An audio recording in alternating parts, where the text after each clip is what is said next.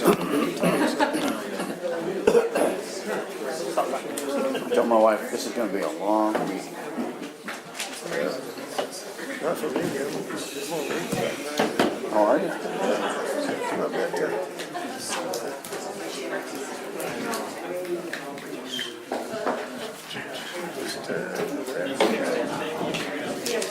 Wish I could do it, Brian. Just needs all of it.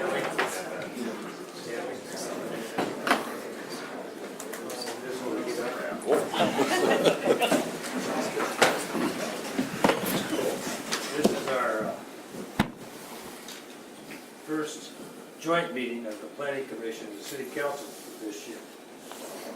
And in honor of that, I'd like to have Stan to deliver the prayer. If you would, Stan.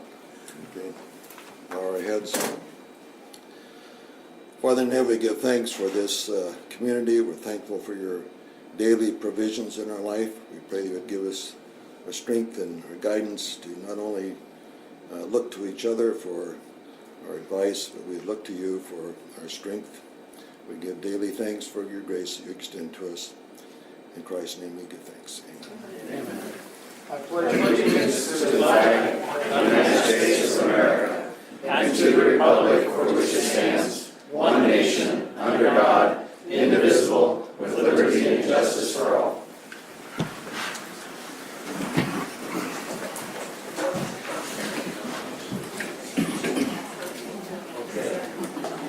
We can spread out a bit. I guess we don't have a full commission tonight. I feel like a backbencher to the Planning Commission, so this is my way. And anyway, thank you, Stan, for a wonderful presentation. Show President Hughes absent tonight. Yeah, Mayor, I move to excuse Hughes. Second. Give a second, further discussion. I hear no, all in favor, say aye. Aye. Opposed, no. The agenda's before you. We would like to move number 8, citizen administrator report to number 6 after number 7. The motion? Really different. But yeah, so sorry, I know you couldn't hear me. So my question is citizen comments after the workshop. Personally, I'd like to maybe hear a summary of where we are today before citizen comments, so we can know what the citizens' feedback is before our workshop, so we can discuss those. That's correct. Summary where we're at would be in the workshop discussion. Right, but we're still having citizen comments before the workshop. It sounded like we were moving that to after the workshop. That's what we talked about. And so, and council members, we're switching number 6 and number 8 so that the citizens' comment come after the workshop. I'd like to hear the comments before we have our workshop so we can address them personally. I don't know how the rest of the board do this. So basically, we wanted to make the staff's presentation and give everyone a little bit of background on how we got to this point. That is the workshop. So we want to make sure they have a Does that basis make of, sense? Well, but when is our discussion?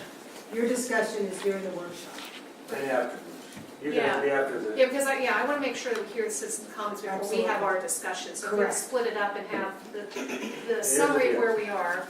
We'll The have goal the is to comments. hear from the community. Okay, perfect. Thanks. We'll make sure that it all works that way. Just approving the agenda, I just want to make sure we're all clear where we were. Thank you. Mayor, I move the agenda with modifications. Second. Move second, further discussion, I hear all in favor, say aye. Aye. So, Kate, Thank you, Mayor. We're going to put up the city administrator's report. Just a quick update on some miscellaneous things. We didn't have a council meeting last week, so just want to make sure that council's up to speed on some of the work that's been happening this summer. The first item is Mission Avenue over in the River District, and council has brought this up before as a priority to improve some of the pedestrian walkways along the north side of Mission Avenue. So I wanted to share with you that I have been in contact with the developer, the property owner, and also Spokane County. And I'm really excited about a transaction coming together. We're still putting the details together, so there'll be more information in the future, but I wanted to let you know that it's moving forward. And so far, very positive comments from Centennial and Greenstone and Spokane County. Everyone's working together to try to get a trail over in that area. And then moving on to number 2, which is parks, just a quick update.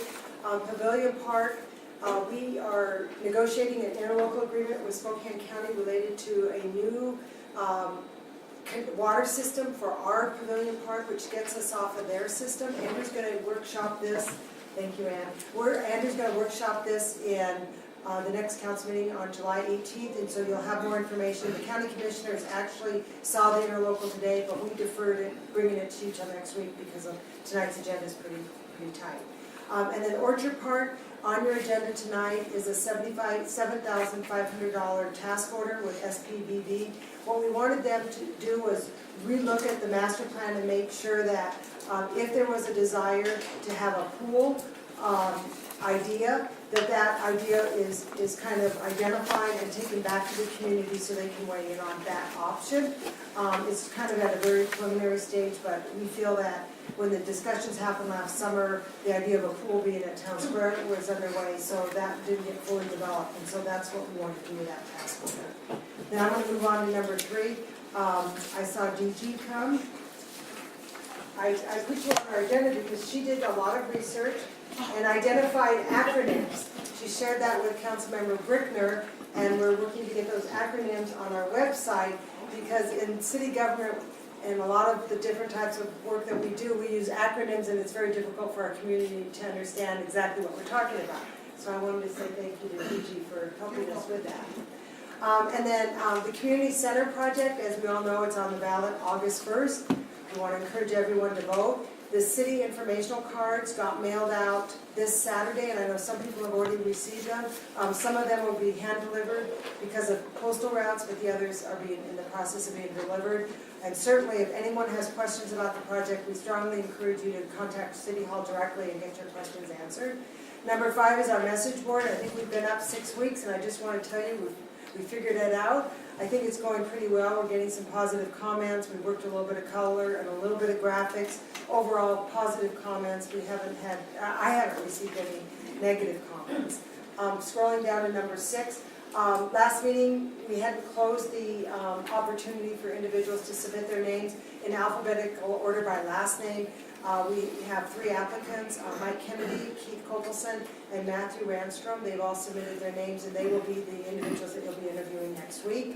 And then I was going to give you a quick update on Liberty Lake Road construction. It's on schedule. It's going very well. The only thing I do want to remind council is that when we modified the intersection work so that during the day we would have full access through the intersections, I'd let you know that there'd be additional costs associated with that.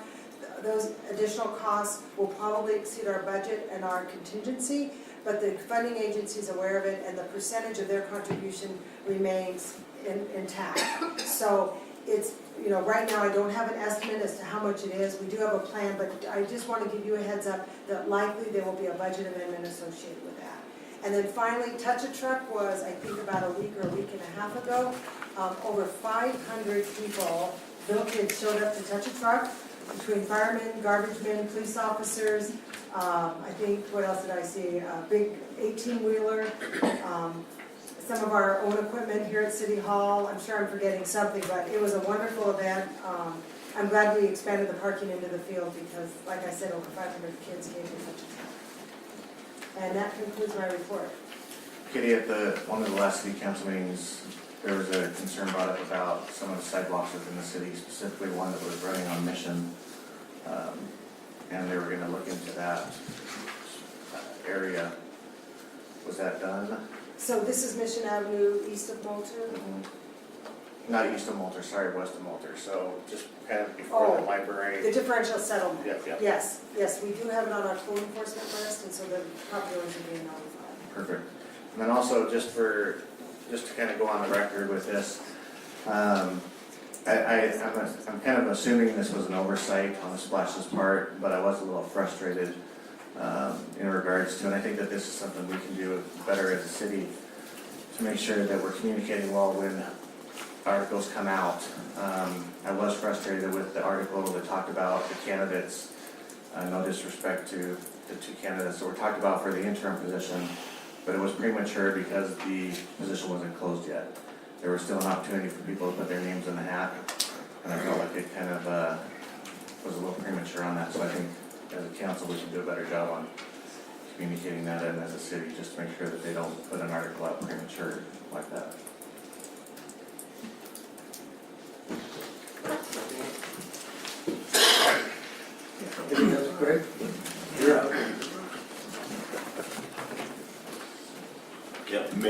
Members of the City Council and Planning Commission, for the record, my name is Greg Dorn, and I've had the opportunity to work with you and your staff for the last several years in updating the comprehensive plan and development regulations, and I've been designated to give the staff report tonight.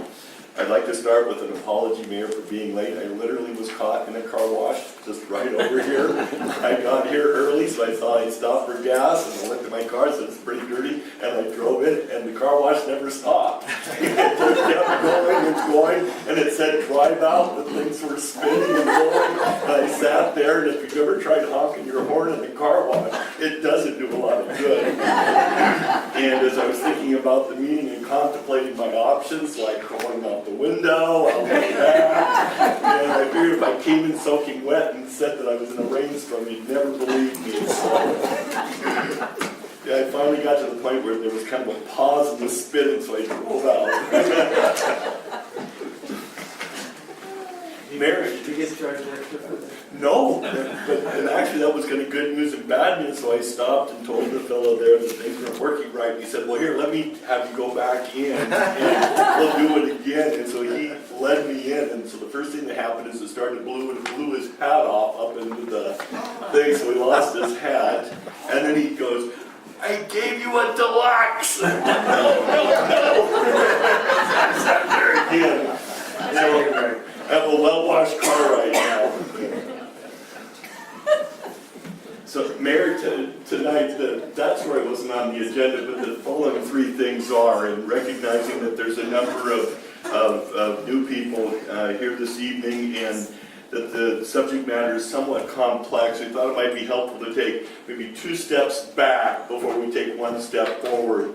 And talk a little bit about the periodic review and update process, what we've done to get to this point, then talk about the comprehensive plan amendment that's on the agenda tonight, and then talk about next steps, what would happen after tonight, depending on the action that you take on the comprehensive plan amendment. So we'll kind of do past, present, and future, if you will. So the city is required to periodically review and update both its comprehensive plan and its development regulations in accordance with the provisions of the Washington State Growth Management Act.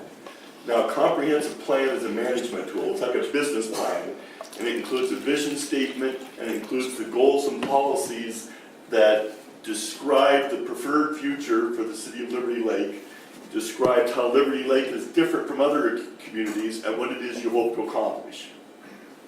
The development regulations, which is a collective term that applies to a whole series of regulations that govern land use, the division of land, and the development of land.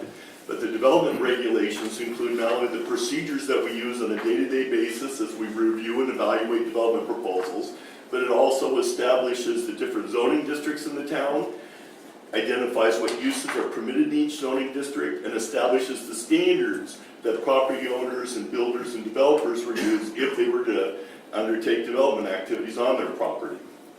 And so both of those items, the comprehensive plan and the development regulations, need to be reviewed and updated on a cycle at least every 8 years, if not more frequently. So going back, I'm going to see if we, who has the clicker? Oh, what do I do? Yes. Uh-oh. That could be a problem. So, like that? No. The right arrow key? The right There we arrow go. key.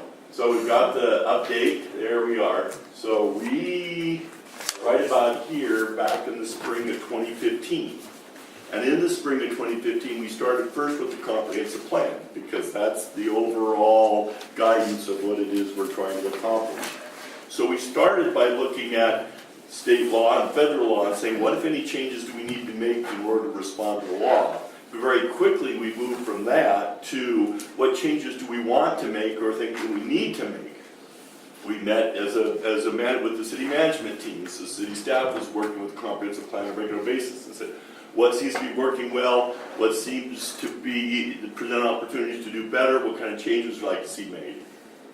We met with local service providers, the water and the sewer district, telephone, cable, natural gas, school district, to get their perspective. We had a joint meeting of the City Council and Planning Commission, you might recall. We met with some of the key property owners and business owners and developers in the community. Do I point it? There we go. We had numerous public meetings that were conducted by the Planning Commission along the way. We prepared draft amendments. Those amendments were reviewed by the Planning Commission. We had them reviewed by state agencies. We conducted an environmental review on those proposed amendments. The Planning Commission, you'll recall, conducted a public hearing.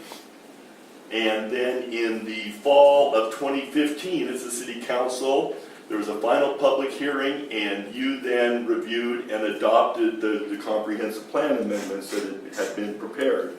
Now, by and large, the feedback that we had received all the way through the process, and you certainly will remember this, was there was a high degree of satisfaction with the direction that the city had been moving, specifically with the comprehensive plan, and as a result, the amendments did not include any real substantive changes in direction. It was more fine-tuning, clarifying, making it more user-friendly. There were over 700 goals and policies, and we were able to reduce that number substantially without changing the nature, the direction, or the content of the plan.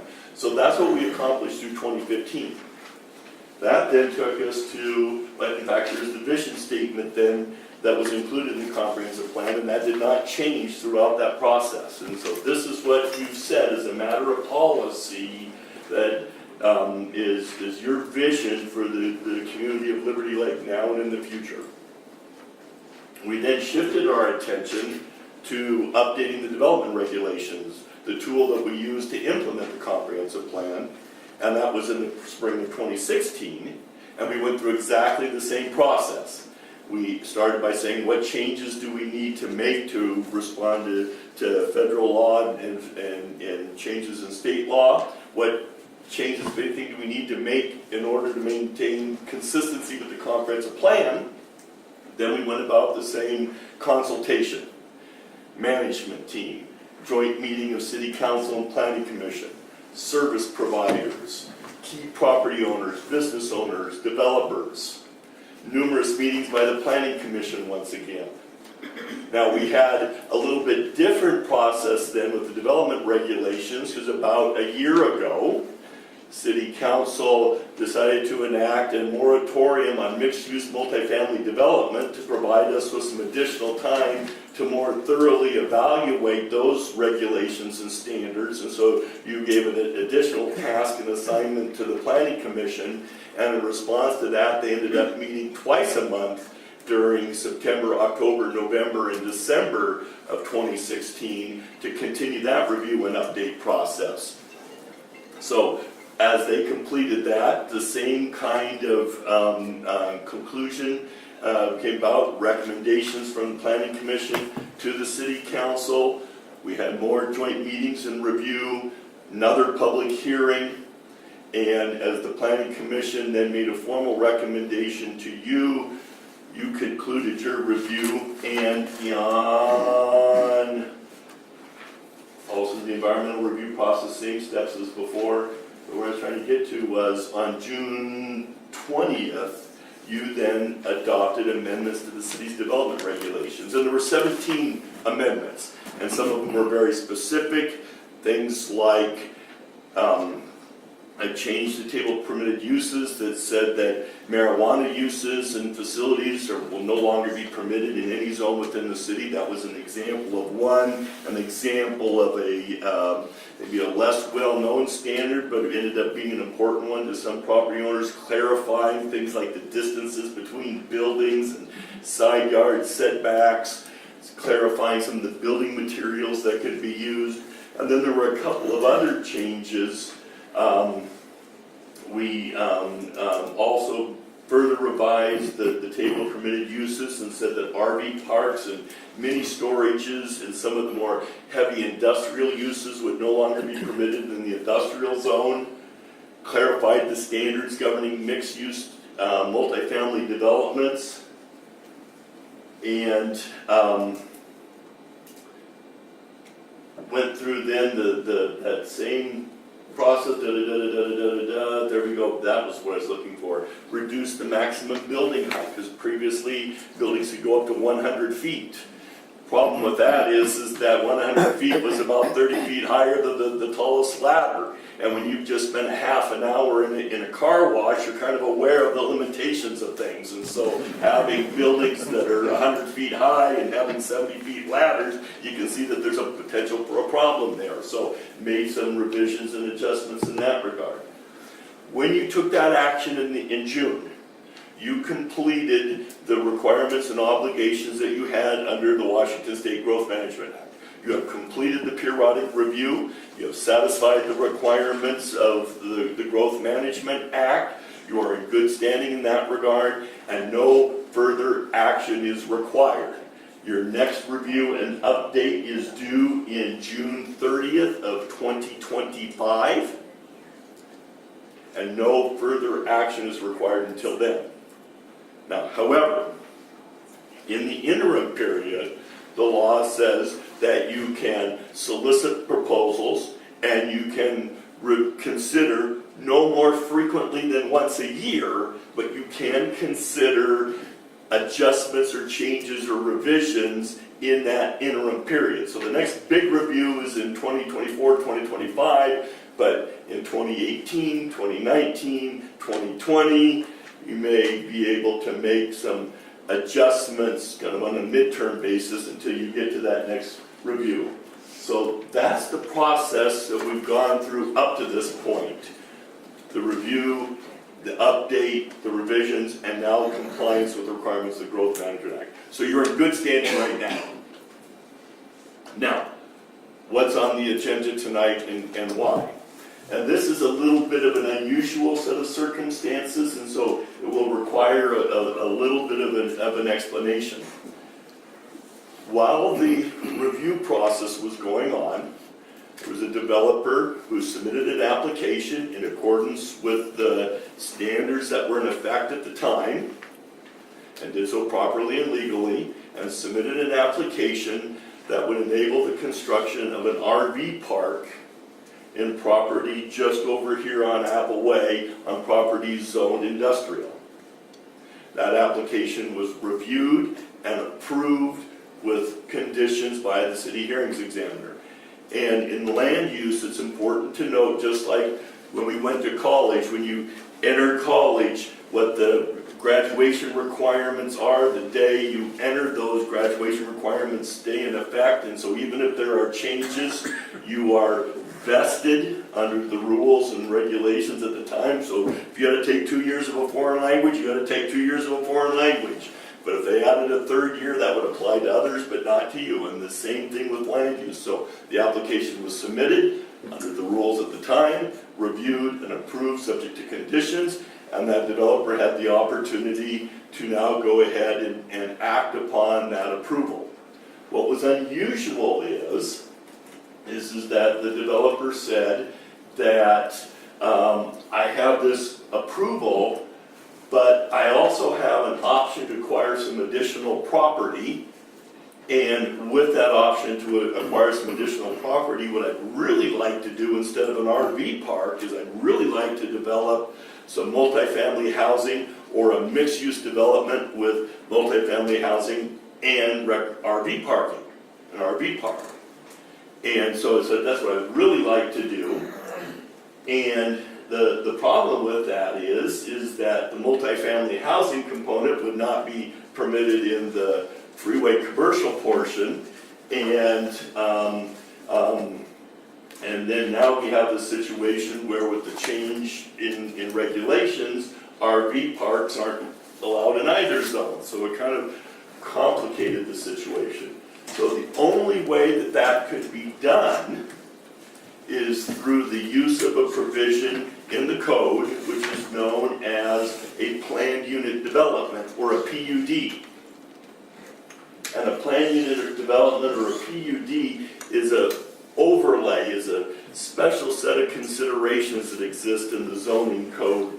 And the purpose of a PUD, you'll see here, is to encourage innovative planning that results in more mixed-use development, improved protection of open spaces, and greater housing and transportation options. So that's what the purpose is. And there are, in fact, much of the development in Liberty Lake has been through a PUD or some things similar to a PUD.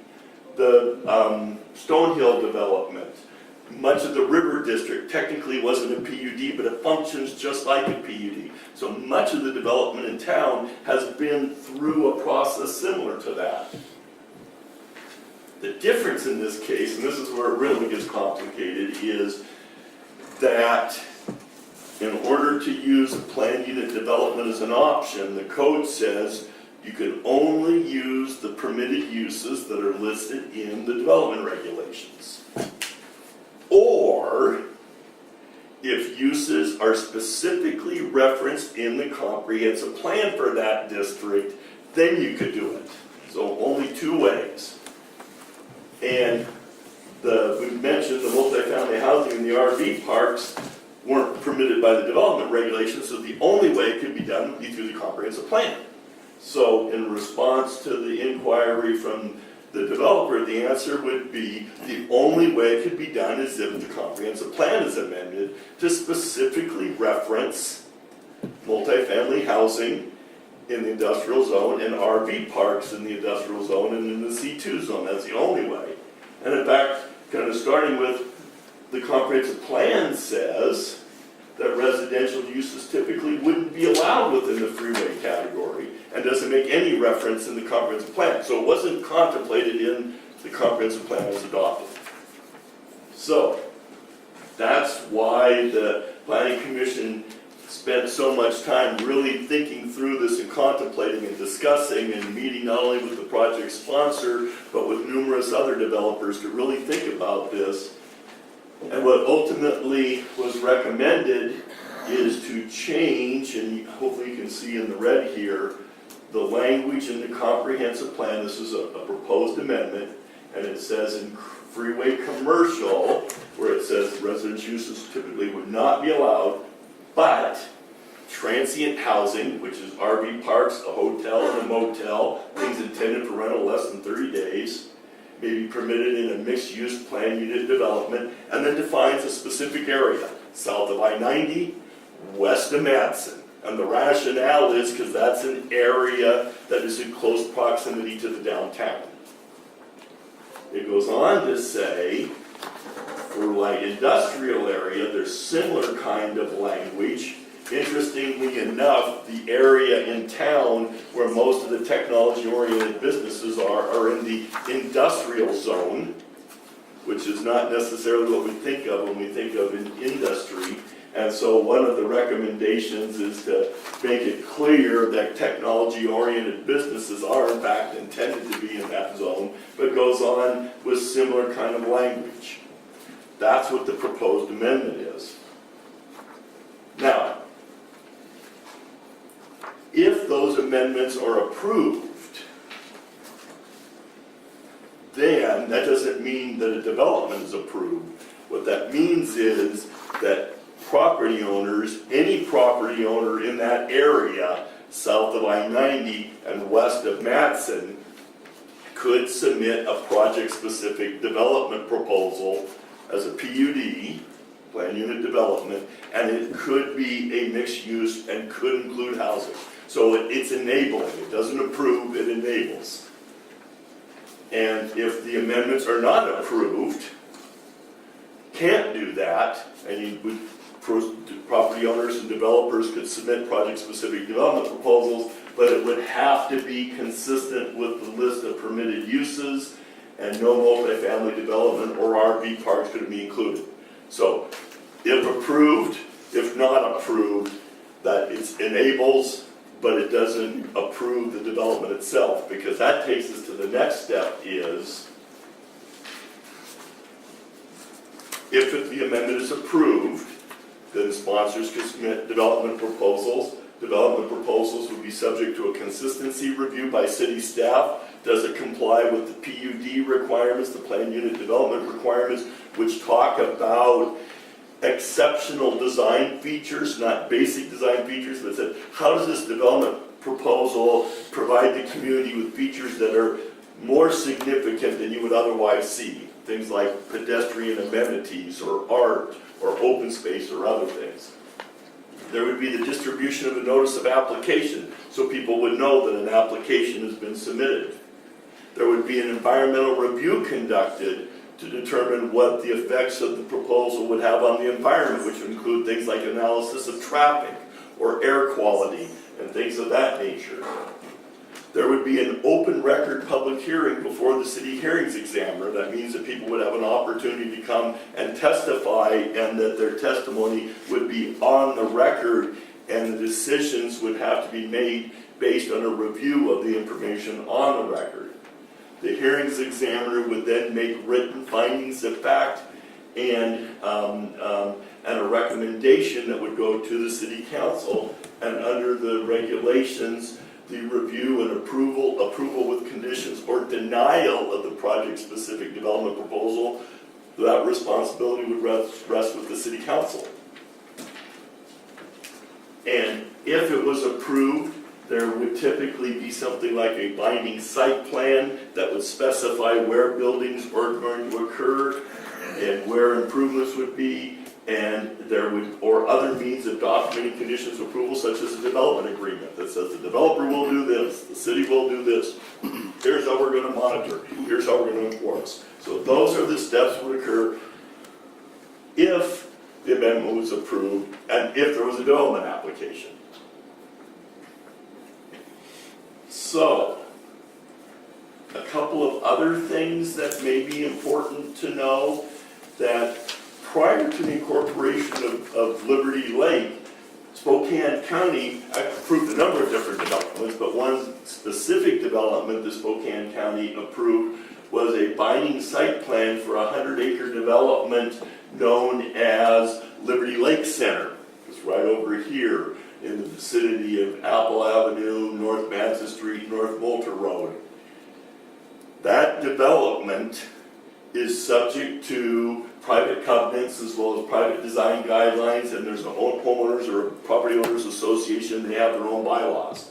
Now, I bring that up to also to note, cities typically are not a party to private covenants, associations, private design guidelines, and are not involved in the enforcement of them. So that is a transaction among private property owners. Some of you may live in a subdivision, for instance, where you have rules and regulations that apply to you, that by virtue of you buying property there, you maybe can't park an RV out in front of your house, maybe you can't hang your laundry out in the backyard, things like that nature. But all of those are subject to enforcement by the private property owners, not the city. So, summary, you've accomplished what you were required by law to do, and you did that well, very, very well, I might add. A tremendous amount of work by the Planning Commission, and you have completed your state mandated review. You are good for another 8 years. During the process, a unique and an unusual set of circumstances presented itself, and as a result, you have an amendment to the city's comprehensive plan before you that would enable but not approve any specific development proposals, and if approved, that could result in development applications that would go through the city review process and ultimately would arrive at your desk. So it's at your desk today, and depending on the action that you take, it could be back at your desk again one or more times. But that's a long-winded explanation of the past, the present, and what the future might hold. And so, Mayor, if you or members of the City Council Planning Commission have any questions, or if Amanda and Katie have anything to add, I suspect there won't be a desire to want to just further discuss and deliberate and hear from others. But before I sit down, are there any immediate questions? I have one question, and that's because you brought up two things.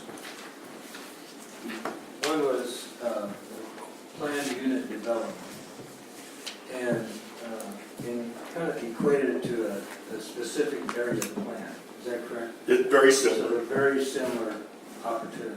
We have a specific area of plans, and that which you refer to as Stone Hill River District, Toledo Station. I think the corporate park was probably some kind of a similar association. And I think even in going back to the county, this Property Owners Association Liberty Center could be in kind of a specific area plan. So it's not like it's unusual. It's just the acronym, where's DG, is, you know, just a little bit different, but it's the same. It's a bunch of planning jargon, but it's a tool or something similar that's been used time and time again. If you kind of squint at the map right behind you, Mayor, Liberty Lake is unique in that almost all of the development in the community is through some kind of master planning effort in some way, shape, or form. There's very, very few kind of isolated lots that were kind of developed on their own. There's a couple, not many. One of the things that kind of defines the character of Liberty Lake is that it's so well planned, and each development was thoughtfully planned along the way. And then one of the things that's in my head is I've looked at, and I know the planning commission, I think they've talked about this a little bit, but other, the utilization of planned unit development allows you to do similar things like University Village would be a case in Seattle by the Washington University, where they have a kind of a village set up. One would be Kierland Commons, which is in Scottsdale, which is kind of the same thing. It has a hotel, motel, it has a couple of condos, it has Barnes and Noble, a movie theater, and parks. So it has a myriad of opportunities in there. And that would come, in my thought, but if this is the project that somebody would like to do, that would come back before the council and say, what do you think of this? Because that's one of the questions I think we struggle with is, if you don't want this, what do you want? Yeah, my experience, Mayor, is that developers and contractors and property owners kind of a love-hate relationship with city regulations. They like the certainty, they like the predictability, and they get frustrated as all get out when it kind of stifles creativity and the ability to innovate. And so you're constantly kind of going back and forth between predictability and certainty and creativity, and that's kind of what the love-hate relationship Jim Frank has described his development in Kendall Yard and in Spokane, and talking about feeling like he was pounding a square peg into a round hole. There was such a clear vision, but it seemed like every time he turned around, the city development regulations were kind of frustrating his efforts. And if you talk to developers around the country, you probably are going to hear a similar kind of dynamic. It's that trade-off between certainty and predictability and innovation and creativity. Sam? I've got one, just an item here, perhaps it's just only the publication. I don't have page numbers on my printout, so I don't know exactly how to tell you where to go, but there seems to be somewhat of a discrepancy in the time that the RVs would be permitted. One indicates as RVs are limited to 60 days occupancy, and a couple of pages back, it says, under the proposed changes, less than 20 days, which would imply only 29 days. So less than 30 days. Source of what is correct is Amanda and 30 days. So 30 days is permitted, yeah, that's what it should In one be. location, In one location. Yeah, but, so they can move the spot right next. yeah, but the way it reads, though, it says less than 30, so you could not have 30 days with the way that reads. That would imply 29 days. Yeah, that might have been an error on my part on the. Yeah, I just wonder how, because the one in red is the proposed change, the other one is a summary, looks like. Yeah, So I think the intent is for that to be 30 days, which would permit a normal monthly yeah, rental. yes. So that language, I think, should be changed to 30 days or less, rather than less than 30 days. Okay. Thank you. I would ask that we clarify that, because if I'm correct, that there's something to do when, in the hotel industry, if you stay 30 days or more, there's different legal action. There's a difference between the 29 and 30, so if what I'm thinking of is correct, we probably want to stay with the less than 30, but that's probably something we'd like to clarify. Yeah, I just noticed there was a discrepancy in the publication, and I just wanted to bring that forward. From the standpoint, if the language says less than 30, then it would be 29 days. That you would have to be there to the extent that you could move it. I don't know what that discussion was, but at least from certainly from that language, it would be less than 30. Yeah, and the language in the red is the way it was drafted, just, Yeah, I think from the planning commission's point of view, our intent was the 30 days, a full month. But you might, I'm not aware of that I think there's some point that you significance to the brought up. difference Yeah, between yeah, 29 and 30. I'm not aware of that. Greg, let me ask you this question though. You have it listed there as an example of what transient housing is, and i.e. within the parentheses of less than 30 days. I think you could have some potential ambiguity in my mind with that as far as giving an example as opposed to outright saying that. I don't know if that's the intent or that was part of the discussion, but I think there could be some discussion to say that's exactly what it is relative to transient housing and, the examples. Man, does that specifically define transient housing? This is the definition of it. Where the 30 days comes from is in the city development code. There's a definition of a recreational vehicle, and it's intended to be used 30 days or less per year in any one location. Okay, that's fine.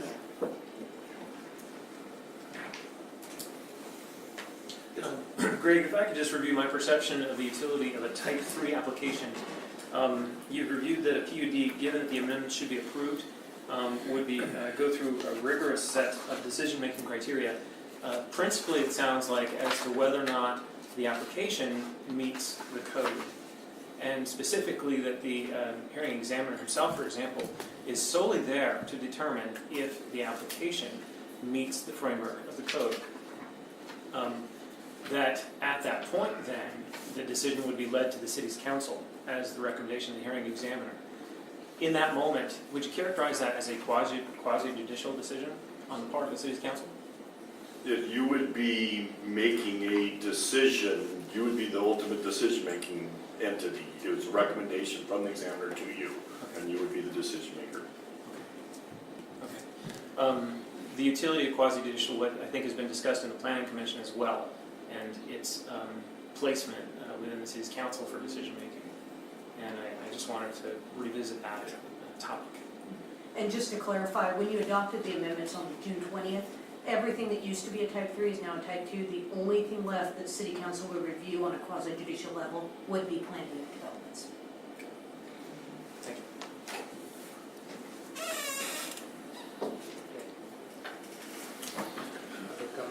I think this one we can. I have a question for the planning commission. I know you all spend a lot of time and effort working on these amendments. I just have a question about what was the rationale on building height and density when that was discussed by the planning commission? What was your rationale in developing the standards and the PUD standards for that? And I guess one of my concerns is, why did you focus on building height and not number of stories in a building?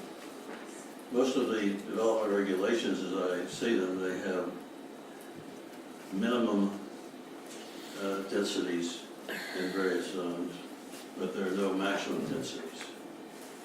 Was that ever discussed by planning commission? Well, my recollection is that there was not a specific discussion on height versus density. The discussion that we had, as I recall, was the height was 100 feet and it was reduced to 70. And the reason for that was given because the current fire department availability of trucks that do not have a ladder that would reach that height. And therefore we thought by preventing the height higher than the ladder height, that was a prudent regulation and did not have any bearing particularly on the density of buildings on a particular land. But you did discuss densities as a development regulation. Not in the context of building height, which was your question, I believe. No, my question is relative to a plan unit development, the development standards for that. Did you not discuss densities? We discussed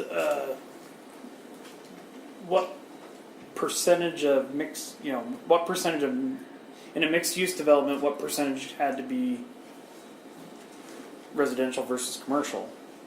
I don't know that we talked about, when I hear you say densities, I'm thinking of, so many units per acre. Right. And I don't recall having No, we that did not. conversation. No, we did not. Yeah. You didn't think that was relevant? It was never brought up, and I don't think there's anything to bring us to the conclusion that that necessarily was something that we were concerned about. I think it would have. Because building height would, by definition, restrict how many people you could put in there. I suppose you'd have to regulate the size of units, in other words, to regulate density, square footage, as to how many people you could put in a certain block. That question really, quite frankly, never came up. If I can provide one clarification to just remind the planning commission just a little bit. Yes, we covered what they would look like, how they would function on the site, the relationship of the site to the streetscape, all that. That was all part of the PUD requirements that were adopted. At the end, though, we realized that it refers to the density in the underlying zone. So when and if we ever had a PUD that did not have density already defined in the zone, we needed to give it a max density. And it was at that time that you guys incorporated the max of 30. And that was included in the PUD standards that were adopted. So that we, if anything ever went into the I or the C2 or C1 or anything that didn't have a density requirement, then we had it capped at 30 so that it couldn't be a free-for-all. However, usually mixed-use development is a higher density. It's just the way it works out on its site location and the heights and those kinds of things. So everybody's correct, but I just want to remind you that one component. When you talk about, I'm sorry, when you talk about 30, what is that 30 per acre? 30 is net. And so you take out your open space, you take out your streets, it's truly your net density. And so if you have your whole first floor is office or commercial, and you have lots of open space in there, and you have streets and everything, that all's taken out, and it's truly just the residential component on the upper stories that's calculated as density. Just for my information, for 70 feet, you can build, what, 3 stories? 5 stories. 5 stories. Okay. And right now, it looks like, I guess, Big Trout Lodge is mostly 3 stories. 3 stories, yeah. I think last time we 2 more discussed the stories. copper top is about the tallest one. Yeah. All right, very good, thank you. I want to take a minute to thank the planning commission. I know you guys went through this to exhaustion, and it wasn't an easy task, so I appreciate your guys' determination and willingness to get through this. It was a fine-tooth comb. Sean, while we have this in front of us talking about the significance of less than 20, et cetera, if our code already says 30, would it be apropos at this time to just say not more than 30 days and move on with it? Or are we still going to have, whether they really meant 29 and whatever? Man, I think you said it says 30 in the regulations, right? For RVs it does. It doesn't specify anything for hotels or motels. Well, so to the extent of what you would want it to be, then yes, you would want to revise it. Up to 30 days. Up to that. I don't think you need to do it now necessarily, but at the point you come to have the ordinance in consideration of it, then you want to make a motion to revise that. Yeah. Could we ask you to memorialize those words? Up to 30 days. Up to 30. Thank you. No more than 30. No more than? Okay. Yes.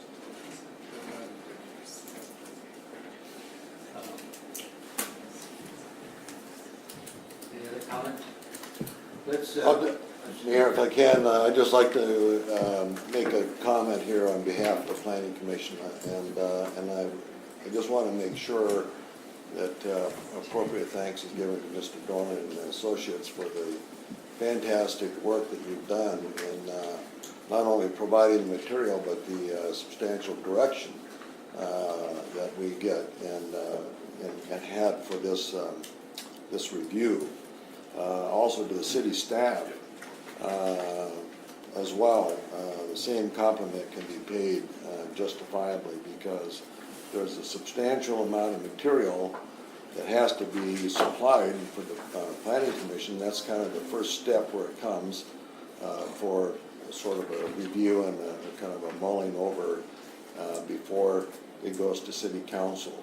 And I don't know if you have any of the publications here, but my goodness, it's like that thick, and it takes you half a week just to kind of wade through that. And but it is very well organized, very well presented, and certainly we appreciate your efforts in that for us. Thank you. Okay.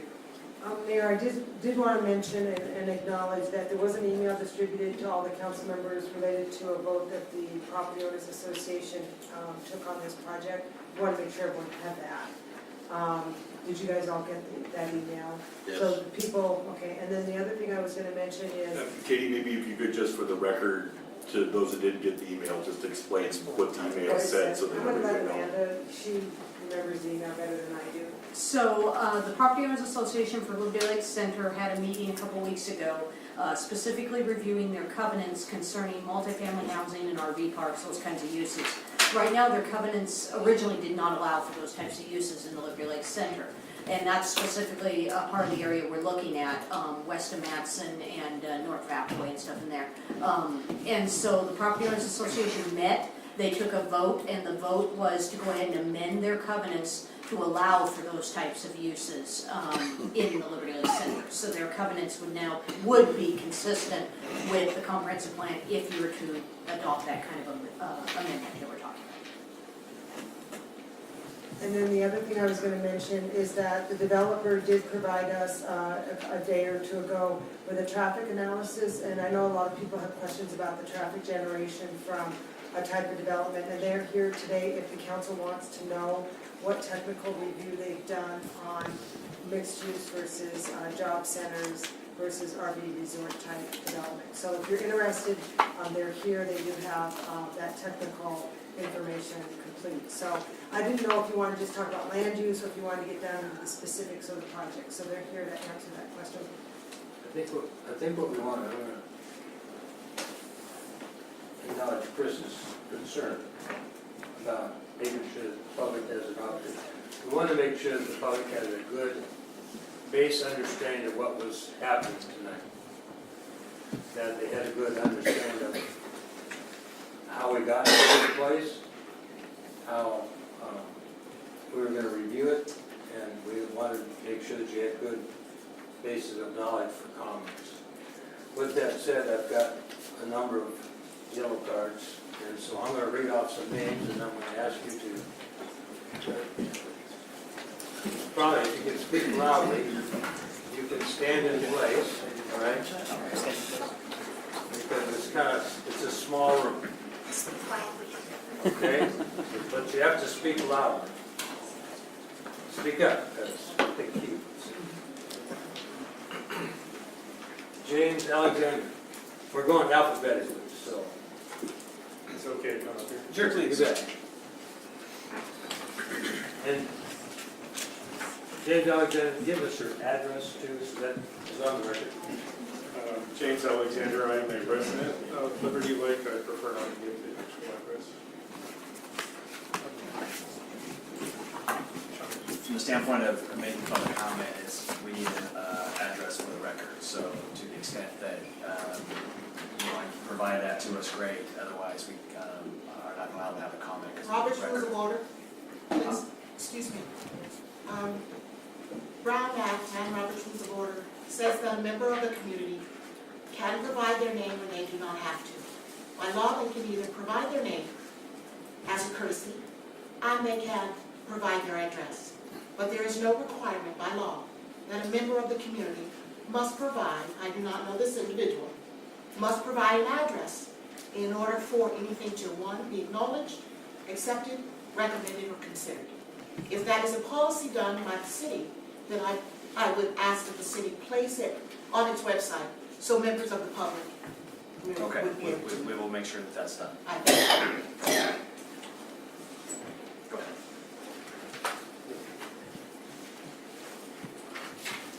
So my interpretation of what I've seen here is that an RV park was approved previously under rules that were in place at the time. After that, the comprehensive plan was amended to specifically ban it. Everything else I heard tonight was to go to extraordinary efforts to allow it to occur, which doesn't make sense to me. Why would you amend the comprehensive plan to specifically block it and then undertake changes to the comprehensive plan to allow it? Okay, there's that. Now, when I look at the zoning for that area, multifamily use in that area doesn't fit with the zoning that was done previously, and it doesn't seem to fit now. Do we need more apartments? Perhaps, but not in an area that was zoned for some other use.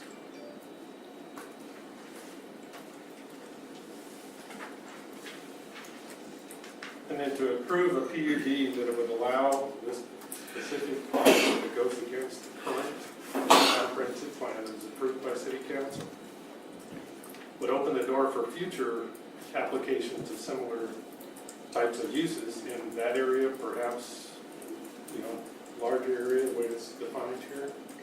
So is that really what you want? Doesn't sound like it. And many of the people who spoke last time appear to be against the RV park. And then the purpose of the PUD is innovative planning to allow more mixed-use development, improve protection of open spaces and greater housing and transportation options. I'm sorry, but this plan, the apartments and RV park, doesn't seem to meet that requirement. So I would like to go on the record as opposed to approving this. And if you go through a long, drawn-out process to say it's okay, we'll take a look at it, blah, blah, blah, and you string the developer along for months and months, he accumulates expenses, the city accumulates expenses, and in the end, if we're going to say no, it's better to just be honest and do it now. Thank you, Mayor, City Council, Planning Commission, members of the public. Thank you. Ed Nordia.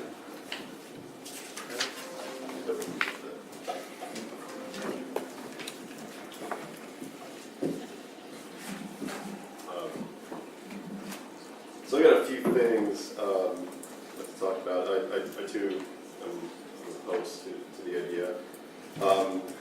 So I guess as the previous speaker said, it essentially is you change the rules to ban something that was approved, and then right afterwards the rules are getting changed again to undo the ban that was approved. It doesn't make much sense. One thing that I didn't notice here was, is there a definition of multifamily? I mean, that could be 5 condos, it could be 500 apartments, it could be $500,000 condos, it could be $300 a month low-income studio apartments. It's a pretty big range, and without any sort of definition of what it could be, any developer could come and pretty much build anything, because if it doesn't specifically ban it, then by definition it's allowed. So at the very least, I think there should be some parameters on what multifamily means. Size, costs, certain building materials, things like that. As far as the RV park goes, traffic is bad enough at 3 o'clock, 3, 4, 5 o'clock, people trying to get on I-90.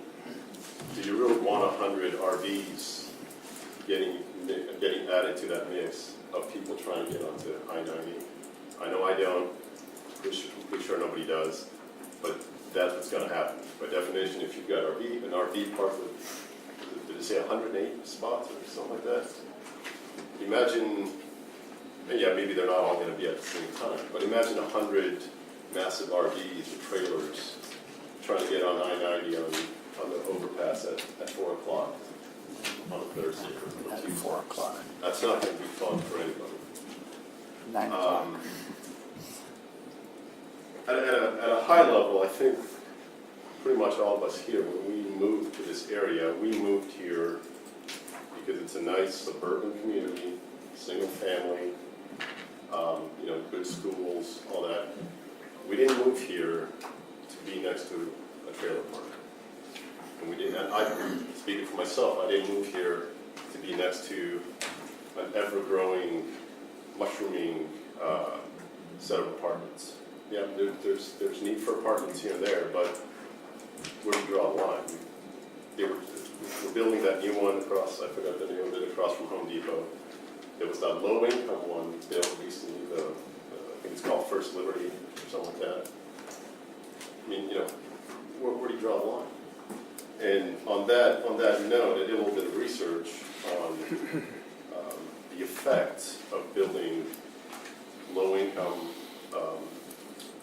developments, and what does that do for your neighborhood. I got here, I can submit this for the record if it would be, a study from Stanford Business School called "Is Affordable Housing Good for the Neighborhood?" It's from 2015, and it's 2 professors from Stanford Business School, and they asked that very question. And here's what they concluded. Now keep in mind the median income of 99019, our zip code, is 72,000. So here's what they concluded. In higher income neighborhoods, those with median incomes above 54,000 qualify. Housing prices declined approximately 2.5% within a 10th mile of a project. In the high income areas, you saw a strong housing price drop very quickly, and then it radiated outward over time. The price effects remained even after 10 years. So even if you don't live right next to it, the price declines start out here, and then they sort of go in circles and circles, and eventually, in the 10-year study, in the 10-year time frame, everybody gets affected. And so their conclusion was basically, in the higher income areas, new buildings, so new developments of low-income housing, led to an average loss of approximately $17 million of both economic activity and real estate prices.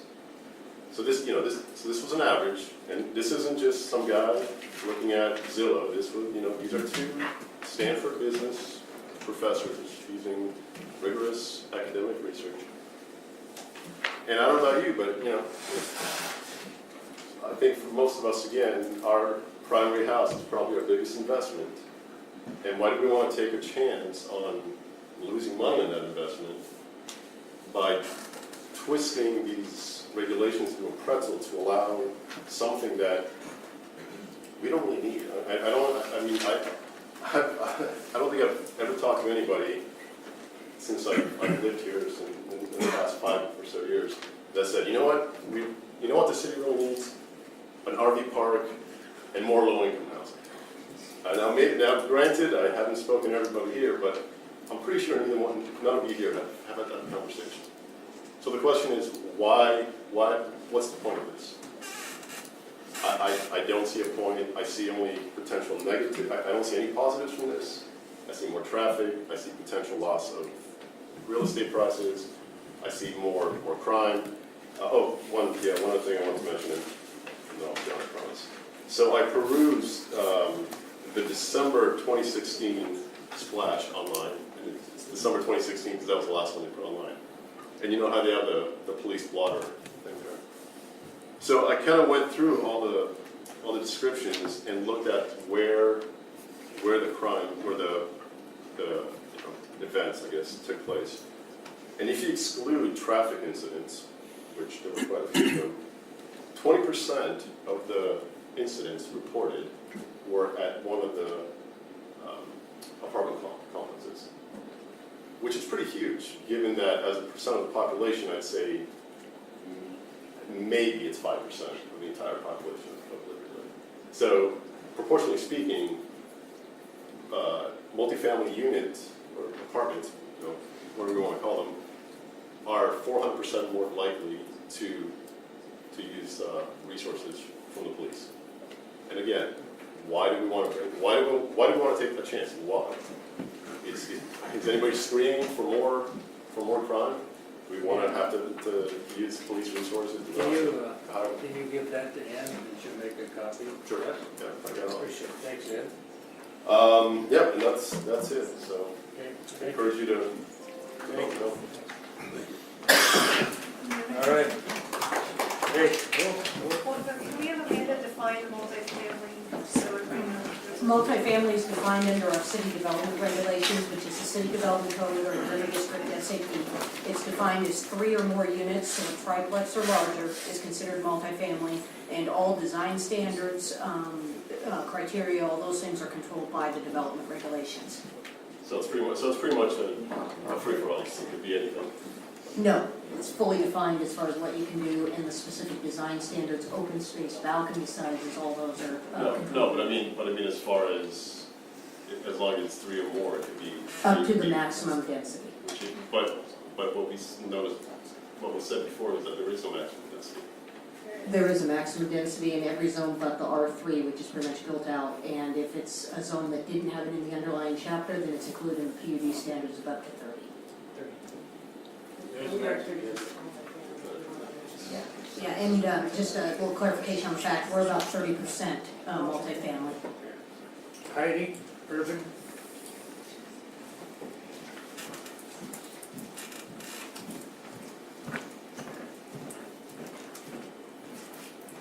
I'm the Vice President for the Liberty Lake Centers Association, and I just wanted to make one slight little clarification in regards to the vote, the special meeting that we had. It was not a unanimous decision of all the owners. It was only passed because the majority of the voting owners is what made it pass. So it wasn't 100% of all of the owners. One of the questions that was posed to us, and it was addressed as well, is in regards to the 30 days. Whose responsibility would that fall on to enforce that 30 days? And do they have to leave the premises completely after the 30 days, or can they just move to another stall for 30 days and they could be there indefinitely? And if there isn't any clarification or specifics on that, if we could request some type of clarification on that. And then I can answer that for you. Yes. So it would become code enforcement just like anything else. If we're requiring landscaping dyes, replacement, those kinds of things. So the 30 days would be part of the code enforcement.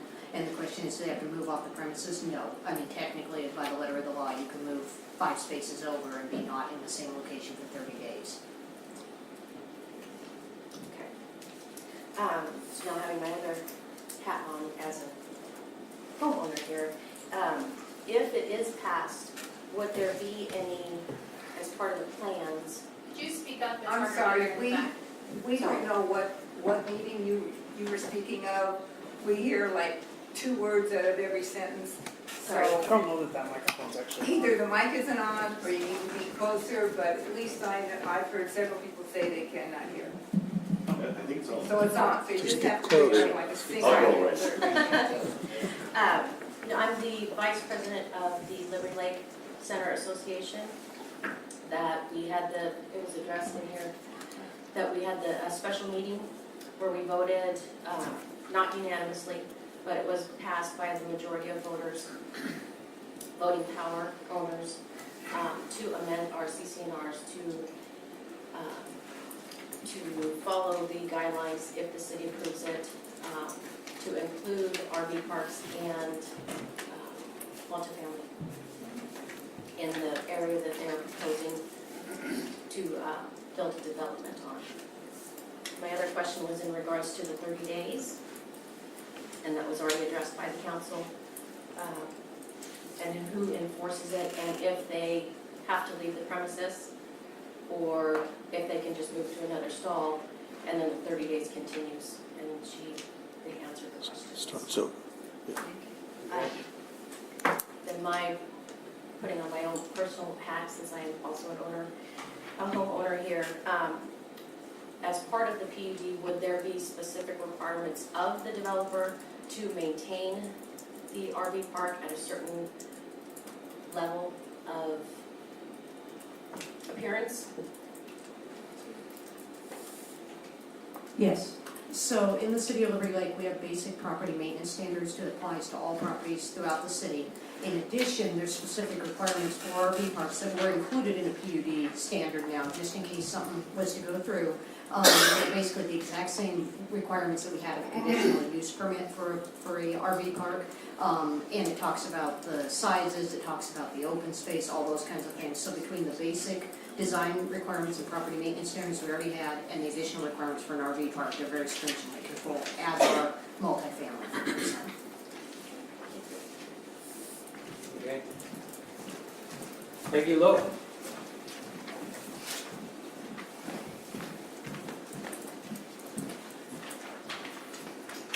Hi, everyone. My name's Peggy Lowe.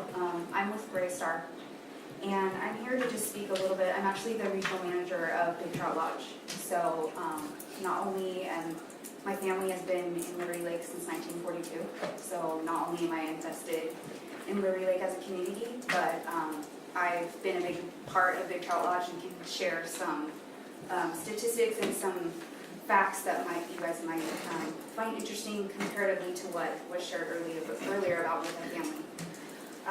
So there's a very rigorous screening criteria that goes through, that prospects go through when they apply to live at Big Trout Lodge, and a lot of those things aren't well known, so just to kind of bring that to light. So the screening criteria that you have to meet in order to live there, it falls in 3 areas. So collectible verifiable income can be no less than 3 times the rental rate. So given the rents that are in place at Big Trout Lodge, you can calculate what the verifiable income needs to be 3 times the rental rate. So that puts the income level at a higher rate for people that live at Big Trout. Affordable for people that are going to be roommates, but it is a higher verifiable income that needs to be qualified at. There's also a credit portion that needs to be ran in order for applicants to qualify.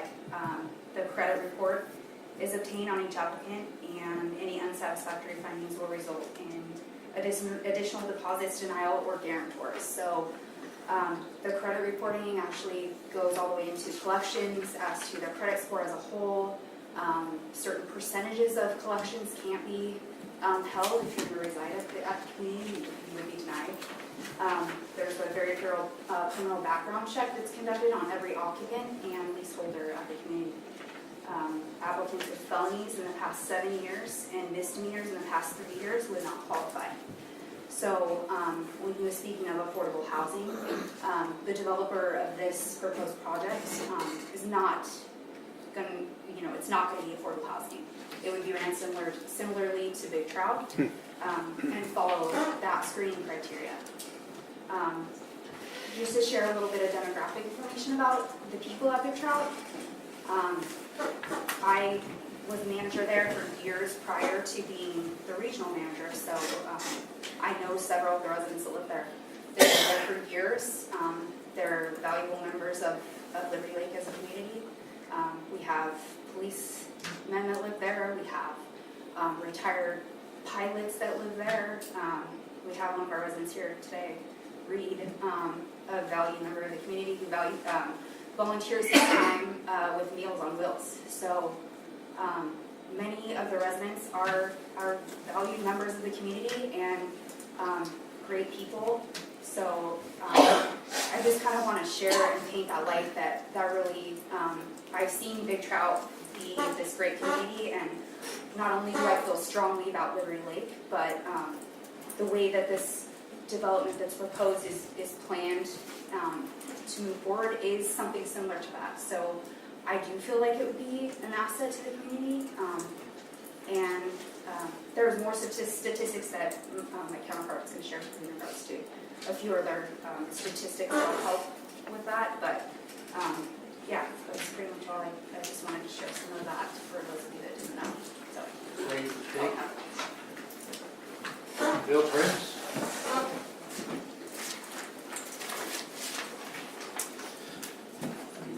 Got a couple slides I could show that would help with that. Do I have to plug this in? Let's see. Keep our fingers crossed.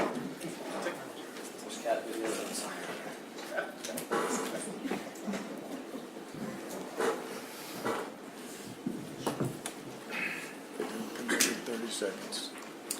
If it doesn't come up in 30 Yes, sir. seconds. Amanda, if I could ask for clarification while we're queuing up the technology. I just want to make sure I understand that the amendment being considered for approval tonight has no effect on the vested RV park project. Is that true? That is correct. Thank you.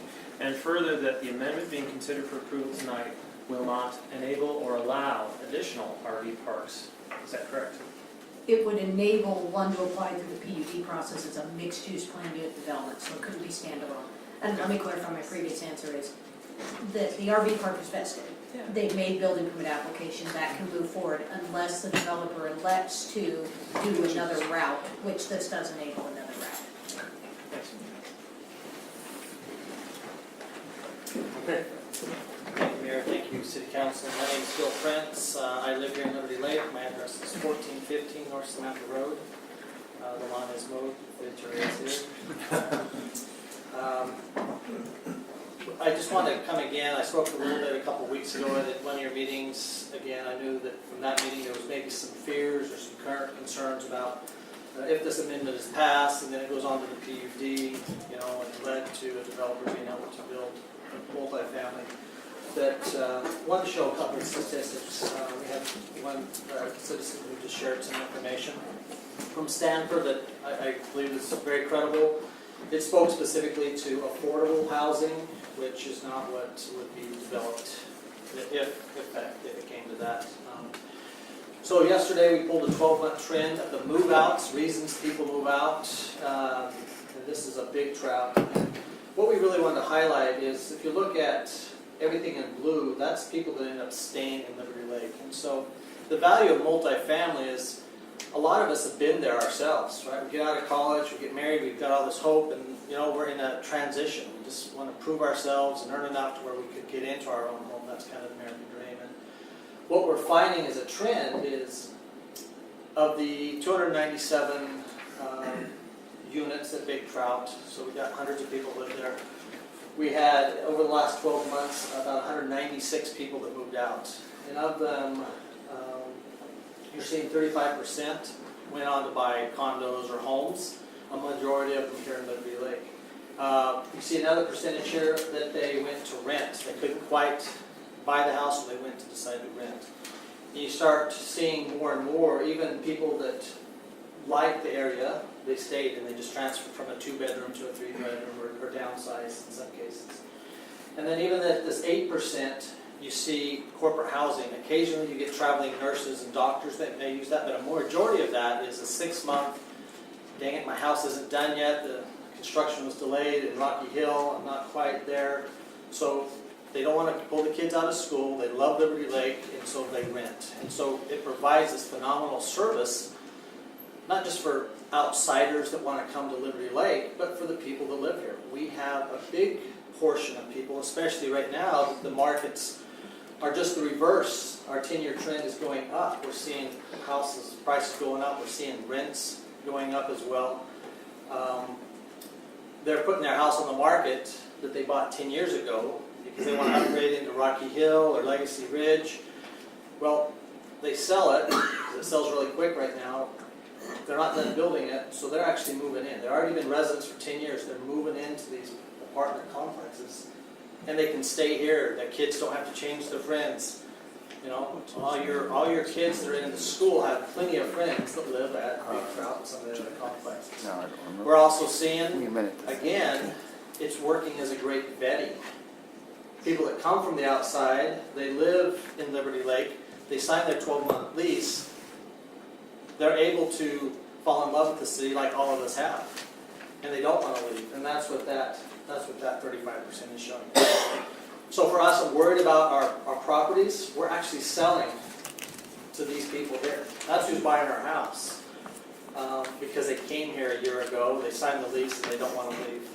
They're renting and buying that. For us, I came here 10 years ago. We rented a place. And every month, that's what my wife was doing, walking around trying to find, we're not leaving, we're going to find a place to live. And so we've been on Samantha ever since. This clicker. So this was kind of criteria that Peggy talked about just a minute ago. That we have some handouts we'll share with you guys as well. I also want to say that Again, usually you have to have about double what the mortgage would be to apply to even get into a home. We're really vetting your future buyers of your home. They're proving for 12 months they can hit our rents. It's about $1,300 right now to rent a 3-bedroom at Big Trout. It's even higher at the new legacy apartments that are going in. They're going higher. But the developer that's proposing, the rents will be even a little bit higher than that. So you're not getting low-end renters. You're getting the people that are coming in, showing they can afford a mortgage to buy your homes.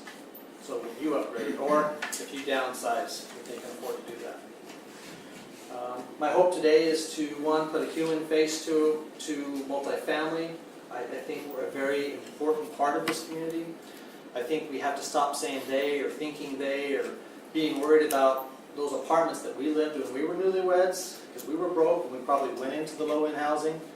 That's not every multifamily. And I know that the developer that is looking, if this amendment passes and if the PUD is approved, is going to be similar to a Kindle Yard, an upscale luxury type apartments that we'll be proud of, that we'll be ecstatic to have in Liberty Lake, that will just add to our community.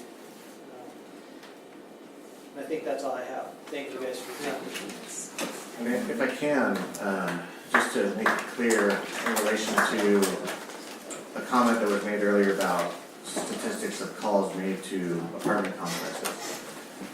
What you're not hearing is what those calls were for, okay? So we got to shed some light on that.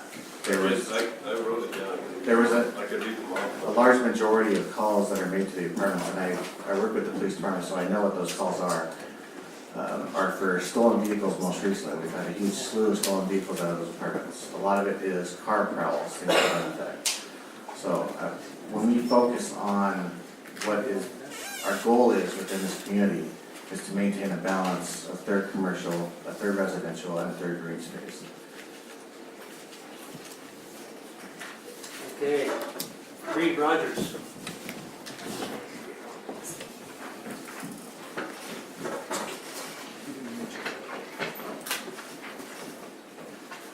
My name is Reed Rogers. I live across the street in Big Trout Lodge. And having heard these two acquaintances of mine talk about it, there are some things that I felt I should say about my own experience. Secondly, I would like to talk to the guy that I was sitting next to, who doesn't like you, who doesn't like apparently big installations. Let me explain one thing. I've now lived here maybe going on 5 years. My career came in two parts.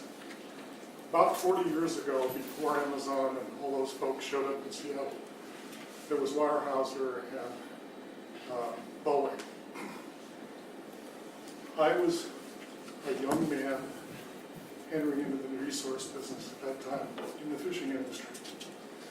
My compatriots were the guy that started Costco and the guy that started Starbucks coffee. My company, under me as the CEO in my 30s, grew to 12,500 employees and was the largest seafood company in North America with 53 plants in 5 continents. That was a career out there that made me part of what I was. Life changed, wife changed. We moved to eastern Idaho, where I had the experience of being the chairman of the Idaho State Scenic Byway Commission, where I was the founder and creator of a urban renewal agency for a small resort community. And we started in 4 or 5 major tourism projects for the state of Idaho and for the northern Michigan states. Now, time came after 10 years of all that to move back toward where my children were on the West Coast, but not cutting off the fact that I was trying to do a museum with National Geographic in Teton Valley, Idaho. I looked at some length Liberty Lake 1 in a fairly complex process of looking at states and locations that were suitable for our background and our talent and our way of life. I happen to be introduced to Riverstone, now Greystone, almost by accident through a friend who had lived here for a long time. It was an act of God. These people are absolutely first class. They manage a fine facility. They're responsive to requests and the concerns of their tenants. They're fair in what they do. And all I can say is, as an outsider, which I think is as a fair contributor to this community, as Steve knows, we've talked some. I do the Meals on Wheels delivery for Liberty Lake tomorrow, for example. I don't see any of my customers here, but they're scattered around. Won't be long.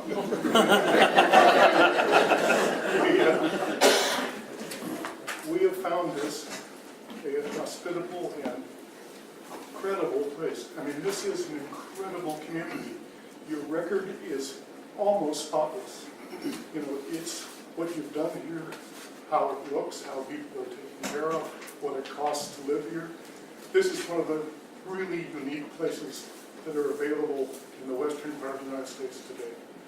And so all I can say to you is protect all of the parts of this. The big units are appropriate for some people like us. We've got little kid neighbors, we've got homebound neighbors, we've got all kinds of neighbors in that place over there. And they get along and they help each other. So I would not discount your multiple use facilities here at all. The statistics were given about how the money comes and goes where people do. The other thing I want to talk about is crime.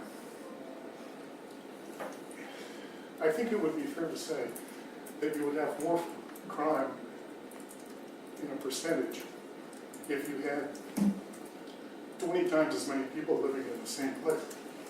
You know, it's the statistics that you're using, I find a little faulty, but in any event, that's okay. There was a situation here a few weeks back where several of the apartment buildings were criminalized by car thefts. And I took that as the criminals went to the place where there are the most cars available at any particular time. It didn't have anything to do with the fact that these are illegal organizations that they're attacking.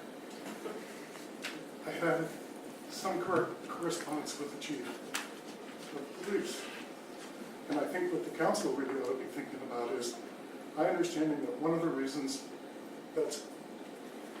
that kind of vandalism is possible here is it is not properly prosecuted. When you get down to it, they walk. Now, I would suggest that rather than picking on apartments, I would take a look at the prosecution process. If in a growing community like this, where the whole economic situation is getting more precarious around it, you ought to pay attention to whether or not the law is upheld. Anyway, thank you. I'm sorry, I didn't mean to get into the middle of this, but my perspective on what you're doing is that you're doing exactly what you ought to be doing. Looking at the options, what are the impacts on you, your new city potential building down here, and how you can make it function for everybody. This is a great place. Thank you. Keep it that way. Thank you. Thank you. Brian Weber.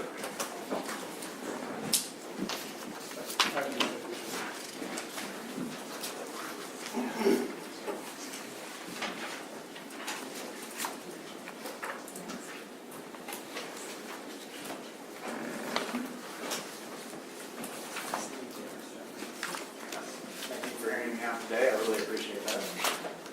First off, I fully agree with the gentleman before me, this is a wonderful community. But I think the question of income should be placed more on the city, because I'm curious what was looked at when looking at traffic. Because cars and stuff is nice, but how are businesses going to react if they can't get trucks through or shipping vehicles? Is that going to slow down? Is that going to directly impact those businesses? Is that going to impact businesses that want to move? Another thing, I have a question. On the zoning map, according to that rezoning, would you rezone the entirety of from Madison all the way over to Spokane Valley? Because that's what it says right now. It's only the I-zone. It's the I-zone. Only the I-zone? I-zone and C2 zone west of it. Okay, I was looking at the freeway commercial zone. If you look at the map right down there, you'll see the I-zone is that light purple. Okay. Pinkish purple. Okay, so it doesn't redefine freeway commercial, it redefines just that zone. Correct. The hatched area. One other thing I'd like to ask is, have you looked at foot traffic along with car traffic in that area? Because with the increase of RVs, I'm assuming these people are going to want to walk around close to that downtown area.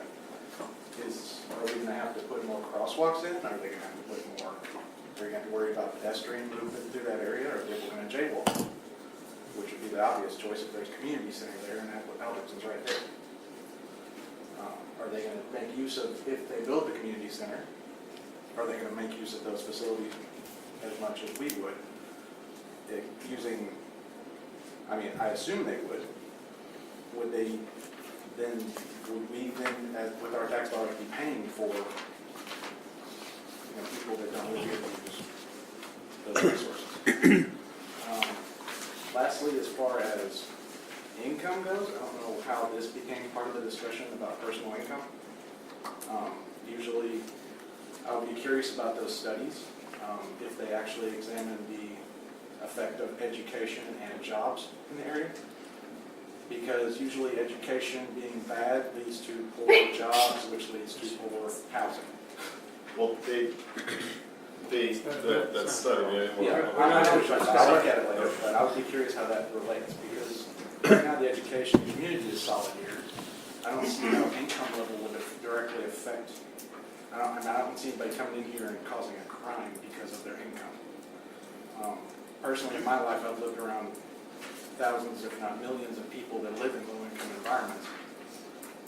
But the only thing I've been robbed by is Bank of America.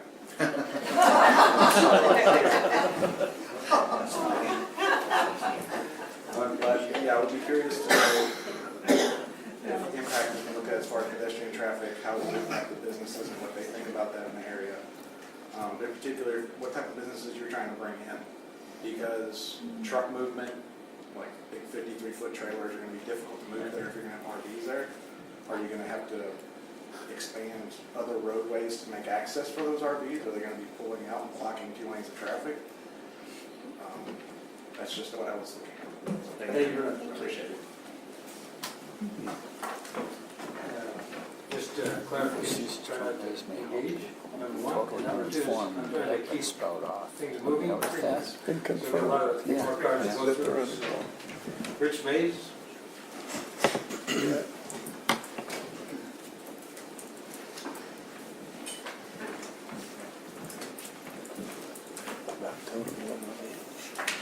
Thank you. I'm Rich Mays. I'm a Liberty Lake resident for 15 years. I live at 24939 East Ludlow. We're still doing that. Where's my neighbor? When I first moved to Spokane, I was a single engineer working for Hewlett Packard. First job out of college. Didn't know what I was doing. Looking for an apartment. I ended up finding a great apartment down at the Pig. Everybody know the Pig, wants to go Pig. So, great place to get. I couldn't find a place in Liberty Lake at the time. And I got to tell you, I don't necessarily, thinking back about it, I don't feel that anybody here was obligated to make sure I could have an apartment in Liberty Lake. I don't feel like, shame on you that I can't live here. It turns out that I had to work at Hewlett Packard for like 5 years, meet my wife who was also at Hewlett Packard, get married, and then I could afford a house in Liberty Lake. At that point, we bought a house. And so, so first I just want to stop that first fallacy that says somehow we have to cater to every socioeconomic strata. There's no requirement. We did HUD. HUD, why? Because there's also a benefit to the city. But there's no requirement beyond doing things like that, right? We do things that help us as a city grow and be a better place. I agree. Just having low income does not bring crime. I'll also say that I don't believe that the residents of Big Trout are some secret organization of criminals.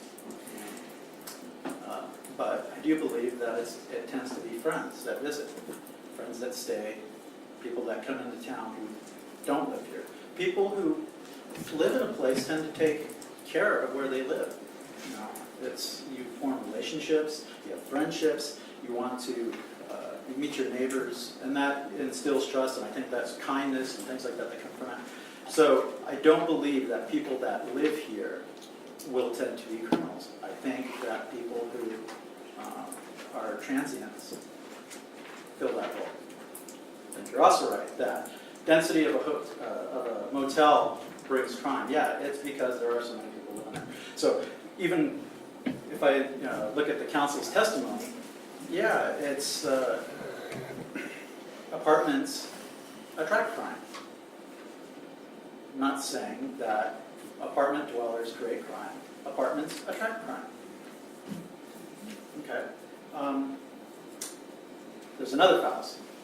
So we're trying to equate Kendall Yards, stunning views of the river, Spokane skyline, versus a stunning view of Highway 90 and an RV park and an RV sales center. Okay. This is not going to cost more than Big Trout, which at least is kind of in the city center and has just chilling down the road. Right? So let's just make sure that we know that at best this is a pipe dream, that they're going to have higher rents there. And at worst case, it's just another fallacy. Right? Okay, I think that's about it for me. I'm opposed if you haven't figured that out. Thank you for your time. Thank you. I'm glad you said that. Right, Whipple?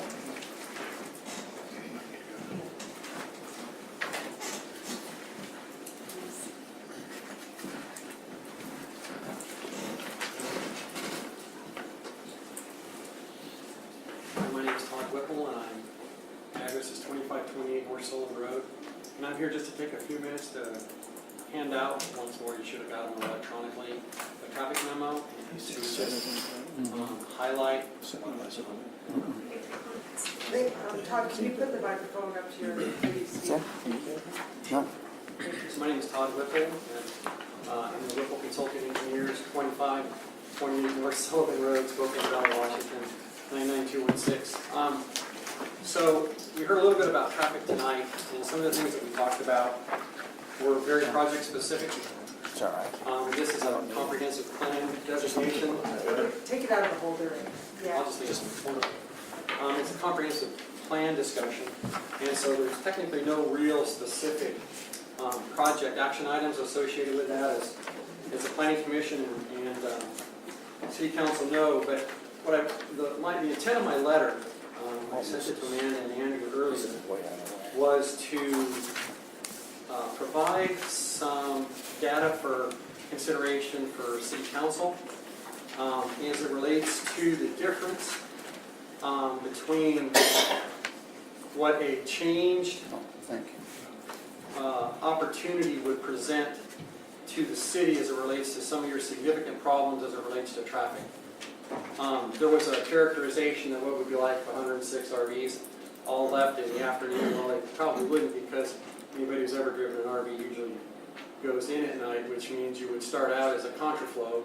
The big amount of traffic on Appleway during the evening is outbound. It's not necessarily inbound. Doesn't mean there's not a lot of people that live centers that are here generate more trips outbound than come inbound. And so what we did is to provide some information to City Council to say that if you continue to develop and not allow a PUD alternative, continue to kind of force what I call homogeneous development. That means your only options are really more light industrial development, similar to what you already have, or call center, which fits inside your light industrial development zone. And so the important thing really I want you to consider as well, there's a lot of information here. We've done over 2,500 or 3,000 traffic studies. So this is actually pretty brief. Some of them I definitely would have got an A in college by how much they weighed.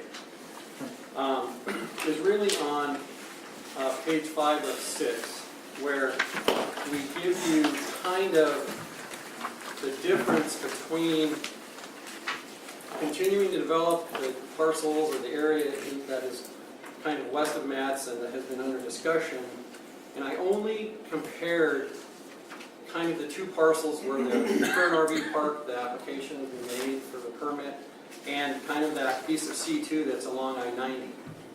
The difference would be that if those two parcels were to develop something that's consistent with development that already exists inside of Liberty Lake, which you would have in the PM peak hour, which would be between 4 and 5, and would have 983 more outbound cars trying to either find some place to live in Liberty Lake, which is, you're not building 900 houses a year out here, you're starting to butt up against your, at least south of the boundary, you're starting to bump into your growth boundary. And what those 983 cars represent, they represent 50% of the capacity of one lane at a traffic signal. So when we do traffic signal analysis, we assume that each lane at a traffic signal can handle approximately 1,800 passenger cars per hour. There's some modifications that we make to that many times, and it really kind of results in about 1,500 passenger cars per hour per lane. So when you only have 4 lanes trying to get onto I-90 at Harvard, that would be probably, if that could theoretically, which never seems to work out, you could handle approximately 6,000 outbound cars. And the development of just these two parcels would represent a 20% outbound increase if in fact you continue to stick with homogeneous development and don't give additional options for development within your light industrial. I know you know it's an issue. You've got a 1-lane bridge. I think I was here last time we had a joint planning session, and we talked a little bit about how come when we did the first Harvard Road mitigation, we didn't put a lot of money in for the bridge, and that was because the state told us I-90 was closed, so we built Country Homes Boulevard. And it's a great big road, doesn't go anywhere because not many people use it. But sooner or later, you're going to get a couple more lanes across that bridge, and those 2 lanes will not be able to handle the capacity that this signalized intersection is going to put in it. So what I'm providing to you here is just an opportunity to see what the difference in travel patterns would be. The multifamily and the RV, they're mostly inbound in the evening. So what would happen is the existing land uses, as we've kind of analyzed it here, would have 134 inbound and 983 outbound, whereas the combined multifamily and RV park would have 134 inbound, which is exactly the same as a light industrial would generate, but only 75 outbound, and that's because based on a home-based work trip, people are going home, which means they are not going out of town, they're coming back into town. So I provide this to you as something to read. Hopefully it doesn't bore you. If you need to sleep at night, take it home, put it on the nightstand. I apologize for that. I did want to answer a couple of questions that were asked. There was a question about pedestrians. The reality is Liberty Lake, probably better than any of their communities in this area, has done an excellent job on Appleway with your rapid flashing beacons. You know, so if this were to develop as multifamily housing, the reality is as long as people honor the rapid flashing beacon, you have plenty of opportunities to allow people to cross. And one of the nice things about the housing in this area is if you read our memo or letter, you know, we do anticipate that there will be a 15 or 20% population that during the walkable months will hopefully walk to work. I mean, that's kind of one of the reasons for placing it in this area. It's in a highly industrialized area. There's not a lot of land left for development, and you have a lot of income in that, a lot of work. So that's why it's kind of considered, sometimes it's discussed as workforce housing. So I think you'll find people will walk. You've done a great job making it a walkable community. I commend you on that. There's a lot of communities that can learn a lot from you guys along that line. And unless you have any questions, that's all I have. Thank you. Thanks. Lance. I'd like to reframe it this time. I think I'm good. DG? Lance Douglas. L-A-N-C-E. What did he say? Lance Douglas. Yeah, but what did he say just then? He didn't want to talk now. Thank you, Mayor, Council, Commission, and Commission, citizens. I'm one of your transplants. I recently moved here from California, and you don't want to be California, but you do want to be Liberty Lake. One thing that I think that you're missing in the whole scheme of educating and information is that there's got to be some kind of regional housing assessment determination that's been made a long time ago, maybe before some of you moved in. You may not refer to it as that. But that says that the region, including Spokane, Spokane Valley, et cetera, doesn't have to, one region doesn't have to share the burden. So they disperse the burden, i.e., they disperse what the land use can be. So in Liberty Lake, this gentleman, I think his name is Dan, I think that's what I saw on your nameplate. When he talks about vesting, well, those areas perhaps are vested by a lot of applications. So what I think the city has, and I was snooping around, my middle name is not Snoop Doggy Dog, but I do snoop around. You have a bid code. The city of Liberty Lake has a bid code process for permit tracking. And that's something every single one of us can go in every day, anytime we want to. And we can find out what's going where, what's designed, how it was designed, when it got its permissions, and all of that. Those are things that we need to know when we come and address our council. I don't work for this government. In fact, I don't work for any government. I just work for my family and my community and getting at stuff that we need to know. But when we talk about, when we refer to things like low-income housing and, you know, those kind of ominous, scary creatures that are coming, well, in a home that's $700,000, I'm used to that in California, someone would refer to a beautiful home that's only $250,000 as a low-income housing. So when we talk about we don't want and we don't need, someone sitting next to you may be in a low-income housing according to your standards because they didn't pay what you paid for your property that you may have paid too much for, but you wanted to move into that area. The government hasn't asked me to speak for them. You folks haven't asked me to speak for them. I only come to these meetings to encourage and inform. I know a lot about why I live where I live. I came here because my children were living on the lake, and I was visiting often enough to say, golly gee, I'm going to close up shop. I know where I'm moving, and I purchased a very nice home here. But when we also use terms like low income, multifamily, the scary, bushy stranger in the dark, look at me, friends and family. We really are talking about people who may encroach upon us and look a little bit more like me. And guess what? If you close your eyes, I look just like you. And therefore, when we start to discuss what we want in our community, whether we want it to come today or tomorrow, question authority, ask these members to show us the goods, show us how to get on BitCo, show us to find out what's being developed, show us where it is, how it got there, show us how we find out more about what we don't know. And, as Donald Rumsfeld said, we don't know what we don't know, that we don't know what we have no idea that we don't know. And in order to know, we have to seek When we seek, we will find. I would suggest that we perhaps recommend that they look at comprehensive plans 5 years versus 8. And remember this, something you may not have known. If it is zoned already, then any applicant, excuse me, what's your last name, Dan? Dan Dunn. Dan Dunn. Yeah. Remember Dunn, any applicant, as he said, vesting, who comes with an application that fits that zoning, be careful, because that's a lawsuit for the city.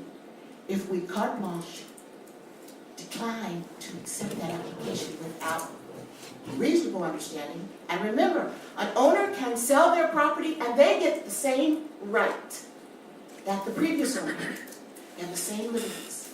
Let's learn a little bit more.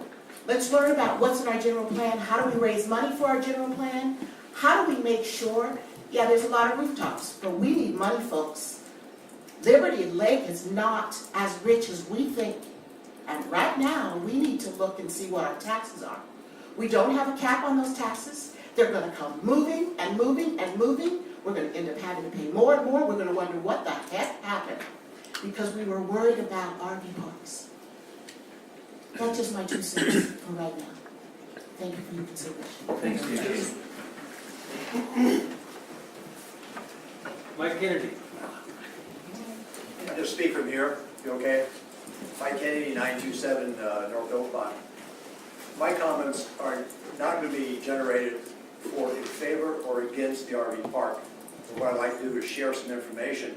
For Benny and I, in the last 20 years, we have traveled extensively throughout the United States in a motorhome. We have stayed in hundreds of RV resorts throughout the area.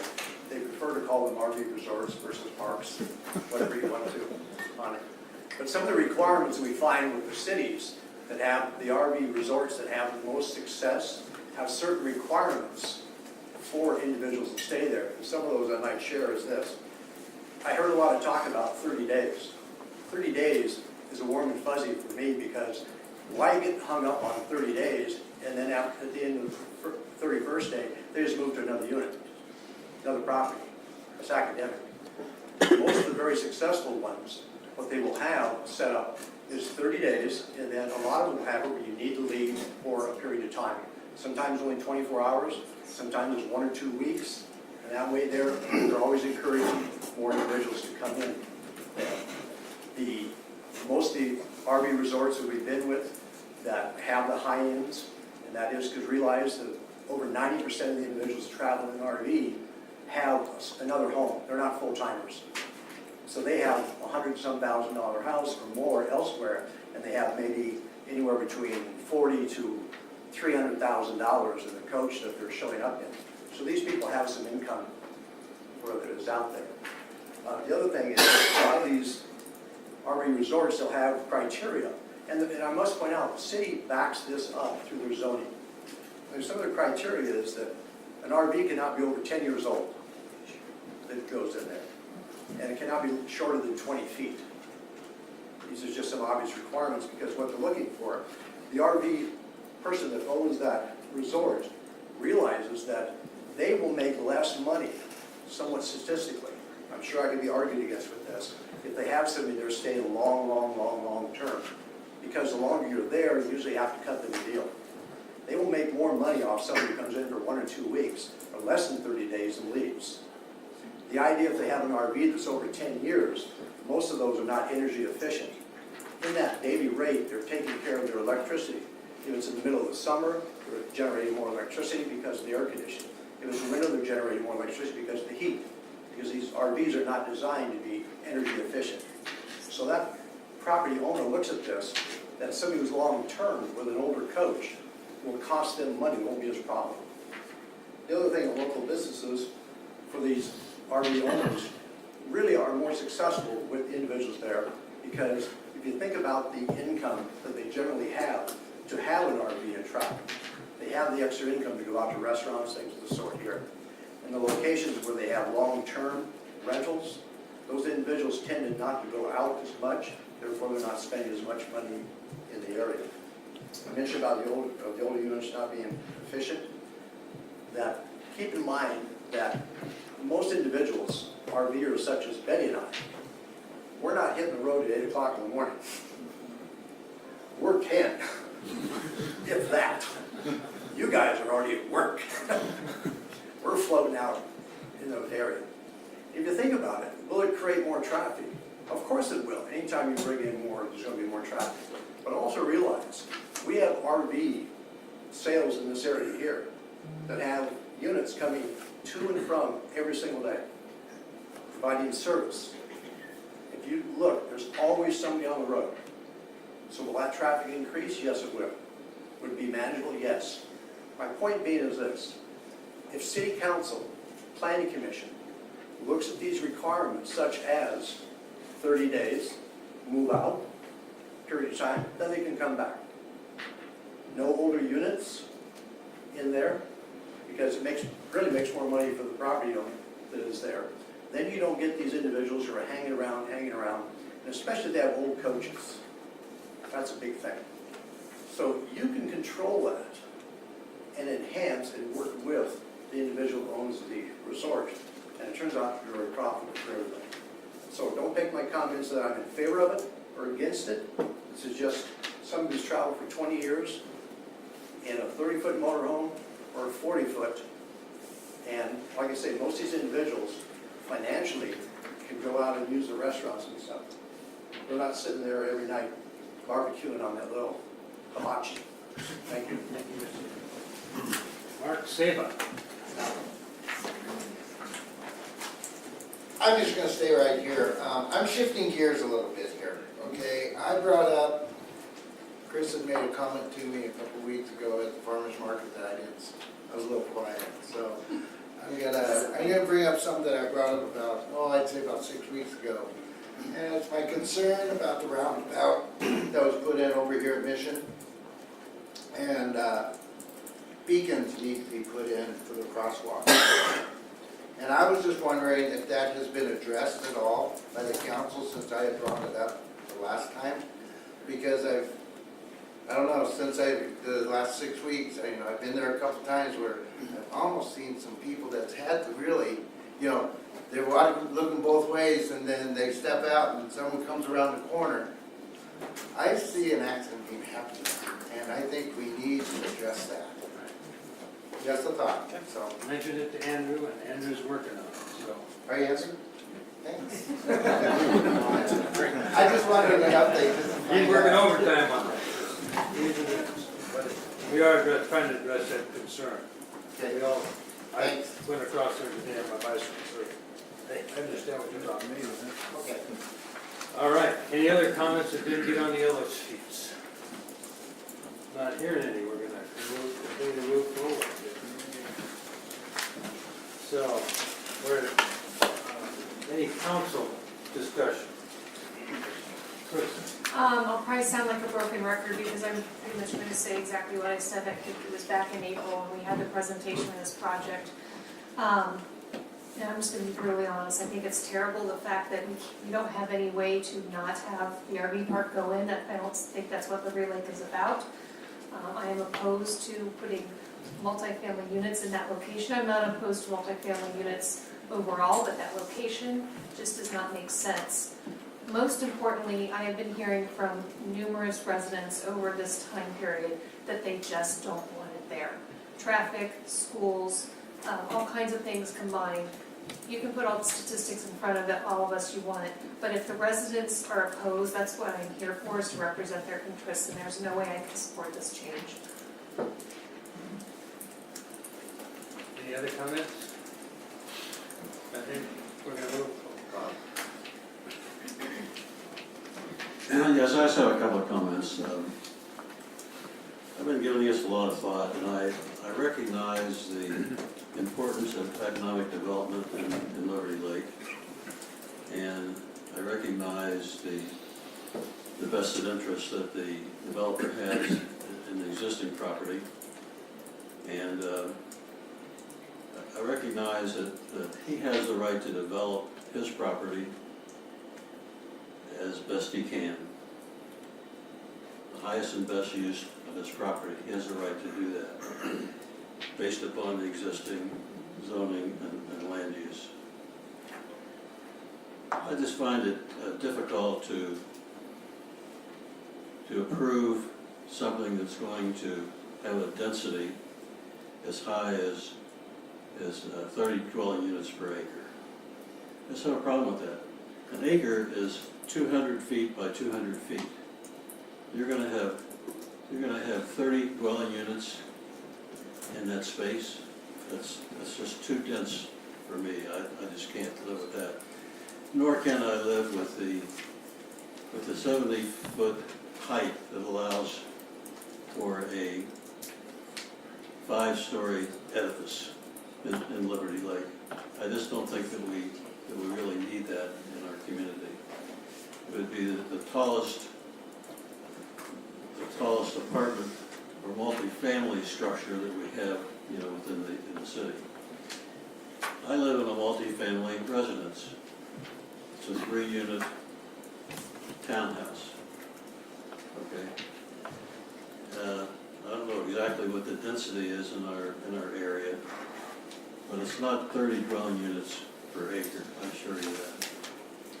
So I have difficulty approving the proposed changes to the Development Code and Comprehensive Plan to permit this kind of development. Thank you. Okay. Other comments? Not hearing, going forward, action items. I'm sorry. Gary. I just wanted to make a comment or two, 30 seconds maybe, but we've talked about downtown and what's going on in downtown Liberty Lake and oh, that's right, we don't have our mic. Sorry. Use mine. Here, here. There you go. Is that better? Sure. Is it on? Yeah. We've talked a lot about downtown and things that we could do for downtown, and I'm inclined to support this project for that reason. And lots of places around the country and right here in Spokane Valley are doing things in kind of a similar way. They're even taking the old Macy's building downtown, and I understand they're going to start making condominiums in that. So having living quarters this close to downtown, I think would really help our downtown area. And I can see in 5 or 6 years from now, we're going to have a movie theater even. I'm not sure we would want a movie theater, but I'm inclined to think we would. But it's a walking community. And I've heard some concerns about walking up and down Appleway there. And millions of people walk on the city streets all the time, and it's busy streets. And I don't think that's going to be a problem. Yes, pedestrian crosswalks would slow down traffic a little bit, but traffic gets pretty slow on Appleway already, so I don't think that would be any reason to not approve this project. We've talked about doing things for this community that would help the tax base, and this might help a little bit. Income is not a factor with me. I don't know how to incorporate that in there as a consideration, but I don't think it would contribute to crime, and to whatever extent it did, we've got a great police force here in Liberty Lake, but I just don't think that's anything that would scare me off of this project. The views of the I-90 and of the RV park, the RV resort that is, are not great, but it's going to be a nice facility, and I can see the storefront. And if I guess those in the audience may not have the benefit of having seen the pictures that we saw of the architectural renderings, but it's going to be an attractive building, and it'll be an asset to this community. So I just, all the problems I've heard are going to be real problems. That's right. But they're the kind of problems that happen in a metropolitan area. And this is a metropolitan area, whether we like it or not. and it's going to be a bigger metropolitan area as we grow. And I think this will make a great contribution. That's just my thoughts on it. Other comments? You make any more comments? Other comment? Do I have time to make You a have, comment? you have.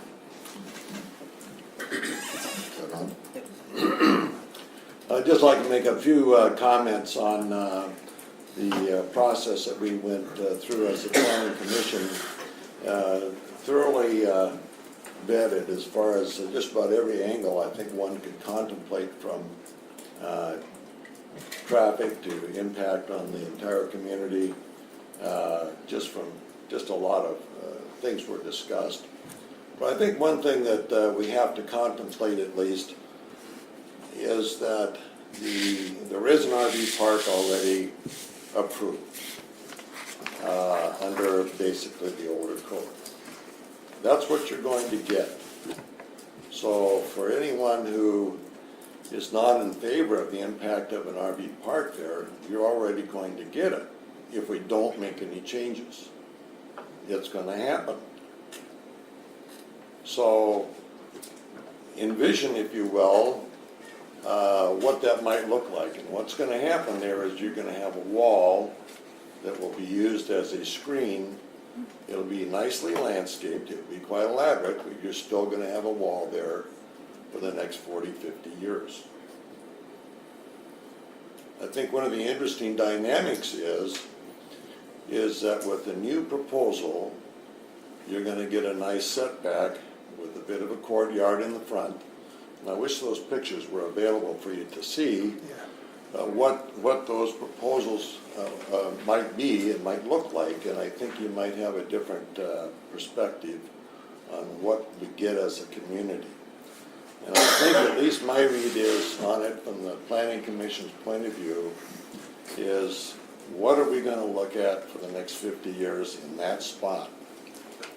And for me, a wall is not one of my preferential ideas. And what else might show up there if we get these changes is you'll have nicer buildings. Yes, there will be some multifamily, but that's not a bad thing in the scheme of things. We have to contemplate, what does our community look like 10, 15, 20 years from now, not what does it look like today. And I think this is the perspective that we ought to consider, at least, what's going to be across from our town square. How will it functionally be used? What contribution does it make to the inner city and the flow, not only from a traffic perspective, but from a pedestrian perspective? And so I think there are some valid points for not having that kind of development, but if this new proposal comes forward, you're still going to have an RV park, which we're going to get anyway, but it pushes that more towards the freeway and out of sight. And you're going to get something much nicer from a visual perspective, and I think from a functional perspective, and I think from the community. The other context that we put it in is, how does it impact our tax revenue, which ultimately, when it makes full circle, funds our parks, funds all the other goodies that we like as a community and that make our community much different than any of the other ones. And that's why it's desirable. But it does have to have a revenue flow. And I think this combination proposal is much more beneficial in making that contribution, which will benefit everybody in the long term. That's my 2 cents. Well, I may have a comment. I have a comment. My name is Charlie Matthews, and I'm proud to say I was the only Planning Commission member to vote against the project. The reason I voted against it was for a couple of reasons. Number one, the developer, I felt from the beginning, didn't want to put the RV park in. He put the RV park in, and shortly thereafter made the proposal that for apartments only, and then amended that again for apartments and a small RV park in the back of the development. He wanted to put anywhere from 300 to 500 units into that area. They're gonna be 5-story buildings facing the street, and it's gonna be a lot of traffic. And I think it's traffic that Appleway can't handle, because right now Appleway is a parking lot mornings and afternoons. As far as an RV park goes, if you get an RV park, I RV quite a bit. We're on the road at 9 o'clock in the morning, we're off the road at 3 o'clock in the afternoon. So we wouldn't be a traffic hazard anywhere. We try to avoid traffic areas where we're unfamiliar with the roads, and most people that I RV with and know who RV do the same thing. But I feel that putting a lot high-density apartment development there may, on the surface, seem like something good for the city, but in the long run, it's going to be something bad for the city as far as traffic goes and the density and the effect on our schools. We're going to add, what, another 1,000 kids to the schools? Our schools are packed now anyway. We don't have enough room in the elementary schools here now. What are we going to do? We add another 1,000 kids to the schools. And that's going to affect our taxes, because if we need to build another school, our property taxes are going to go up some more. So I think it's a bad deal for us. If we get the RV park, it'll be an upscale park. It has a lot of requirements that prevent junky trailers from being parked in there. But personally, I think that the developer won't do the RV park anyway. Thank you. Okay. Moving on. Everyone else has. Come on. Okay, all right then. Action items. So, action item is short of that first. Mayor, move action item number 1 to approve task order in the amount of $7,500 to include a full concept for Orchard Park by SPVB. Second? Second. Second. Further discussion? Yes. Okay, so I was quite surprised to see this on the agenda. My recollection of the last meeting we had is that we were adding an option in looking at the property next to the elementary school with regards to possibly putting in some, greenfield play field to see what it would cost to possibly put a pool there. I don't recall any discussion about looking at options to spend money to see what might be possible in Orchard Park. Orchard Park has already been planned out. It's been feedback from the community through an excellent process. I think it's one of the best projects we've done, at least since I've been on the council, with regards to citizen impact. We're very involved. Great, of course my screen just turned off. I would prefer to see this moved to after the election on August 1st. I would prefer not to address anything with regards to pool concepts until after we find out what's going on at the community center. Further discussion? I would just second that, I've asked for a copy of the last city council meeting, because as I understood the discussion, that $7,500 was going to go to concept designs for either green space or a pool and green space for the property by the school. So I'll get the audio just for my peace of mind, but that's how I understood it. So thank you for your question. So real quick, the kind of way that we're looking at it from a staff's perspective, so let me take the two projects separately. One is the property north of Liberty Creek Elementary. What we wanted to have, and we had allocated $100,000 to do something north of Liberty Creek this year. We wanted to do enough preliminary concept design to see what, if anything, could be developed there and what it would cost, so that the council could consider that when we put together your budget. That task order was $4,500, and that's why it's not coming back to you, because it's under $5,000. So that is a concept design of different options of developing the property north of Liberty Creek to include and or not include. And quite frankly, it's to put together real numbers so that if the council wanted to move forward, you could. If you don't want to move forward, that's fine as well.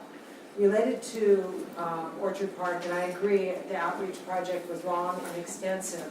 And I know Amanda and the team worked very, very hard on that.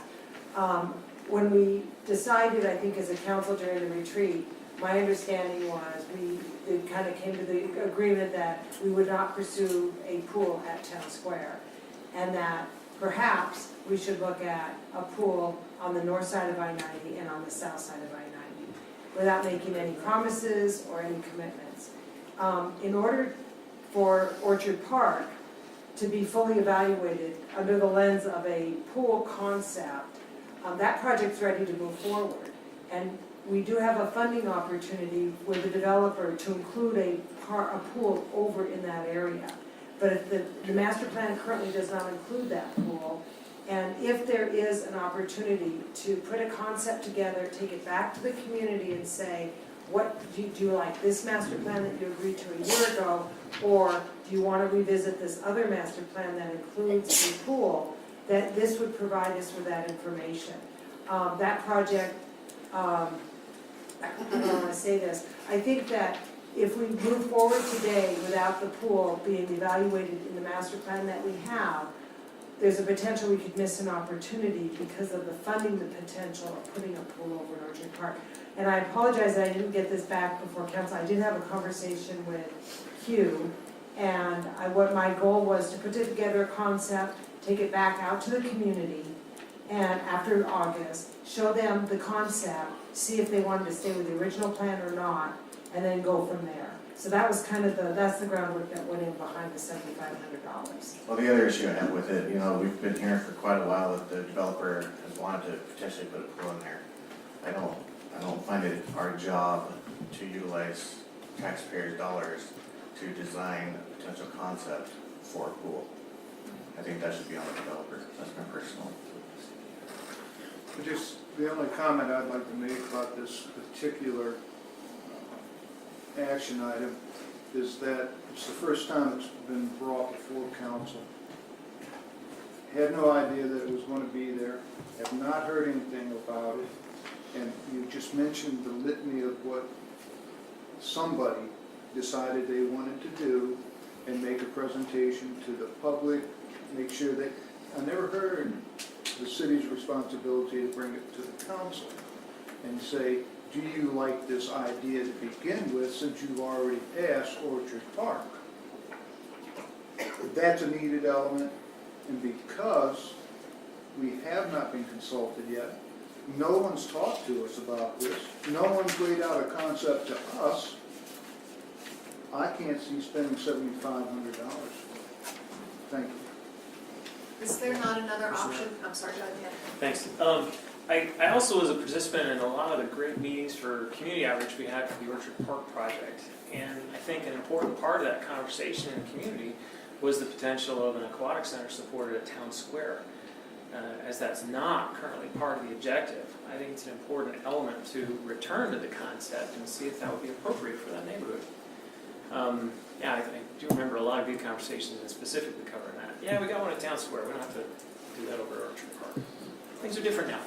So I think it at least merits the opportunity to consider what it might look like. I really reflect on also the budget line allocated to support consideration of the north of Liberty Creek area. What we have available is resources to be able to pull it off, and contributing from that resources to be able to get this idea for people to consider. So I value the notion of this task line to be able to create a concept to discuss something which wasn't possible before. Thanks.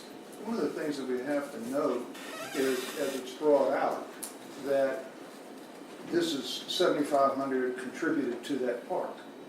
Let's not forget that we've already spent $45,000 to develop it. Okay, how much? 95. Okay.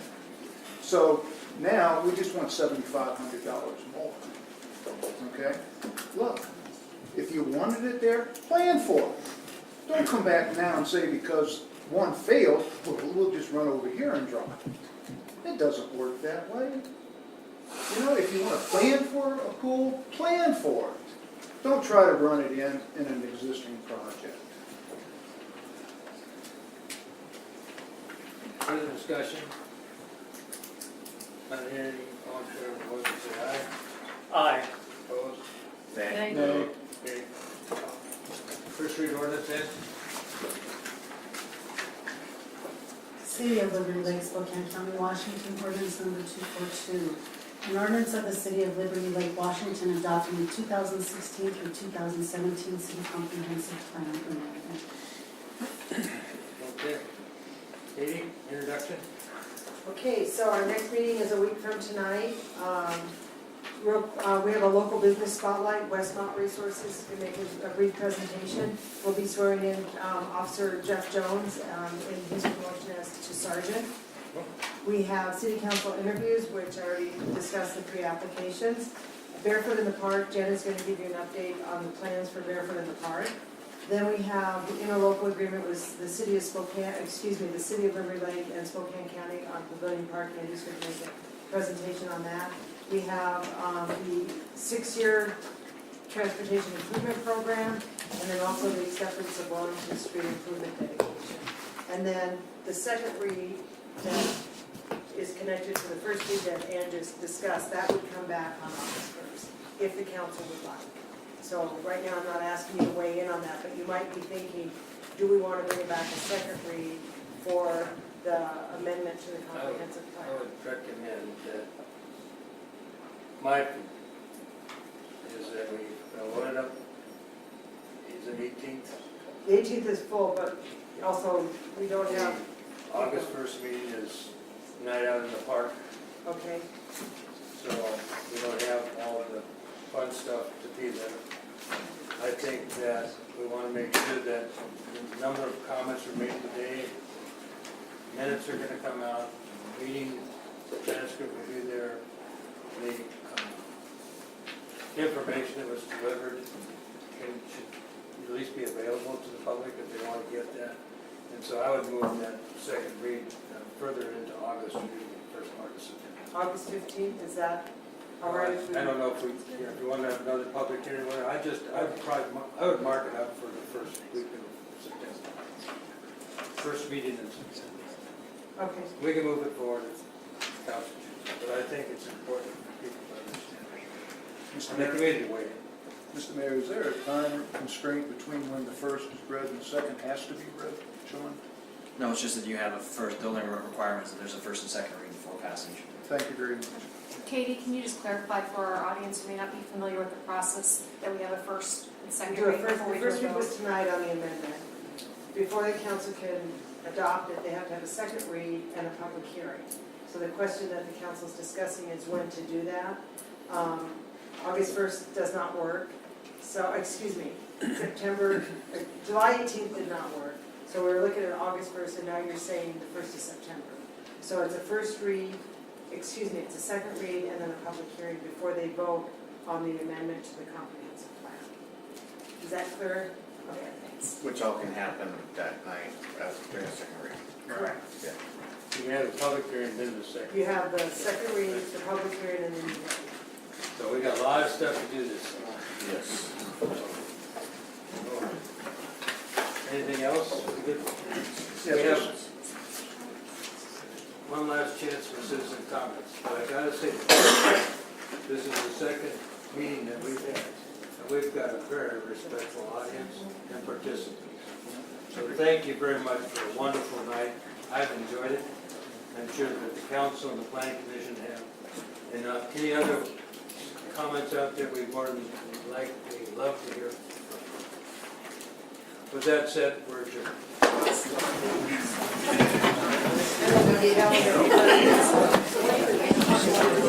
If this is representative of the community, this thing may not go.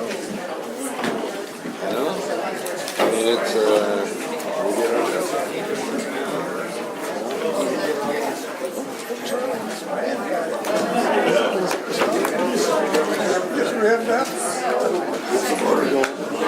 I wouldn't follow my sword on it, but I know. Hey, Greg. Yeah. Thank you, Jen. Yeah.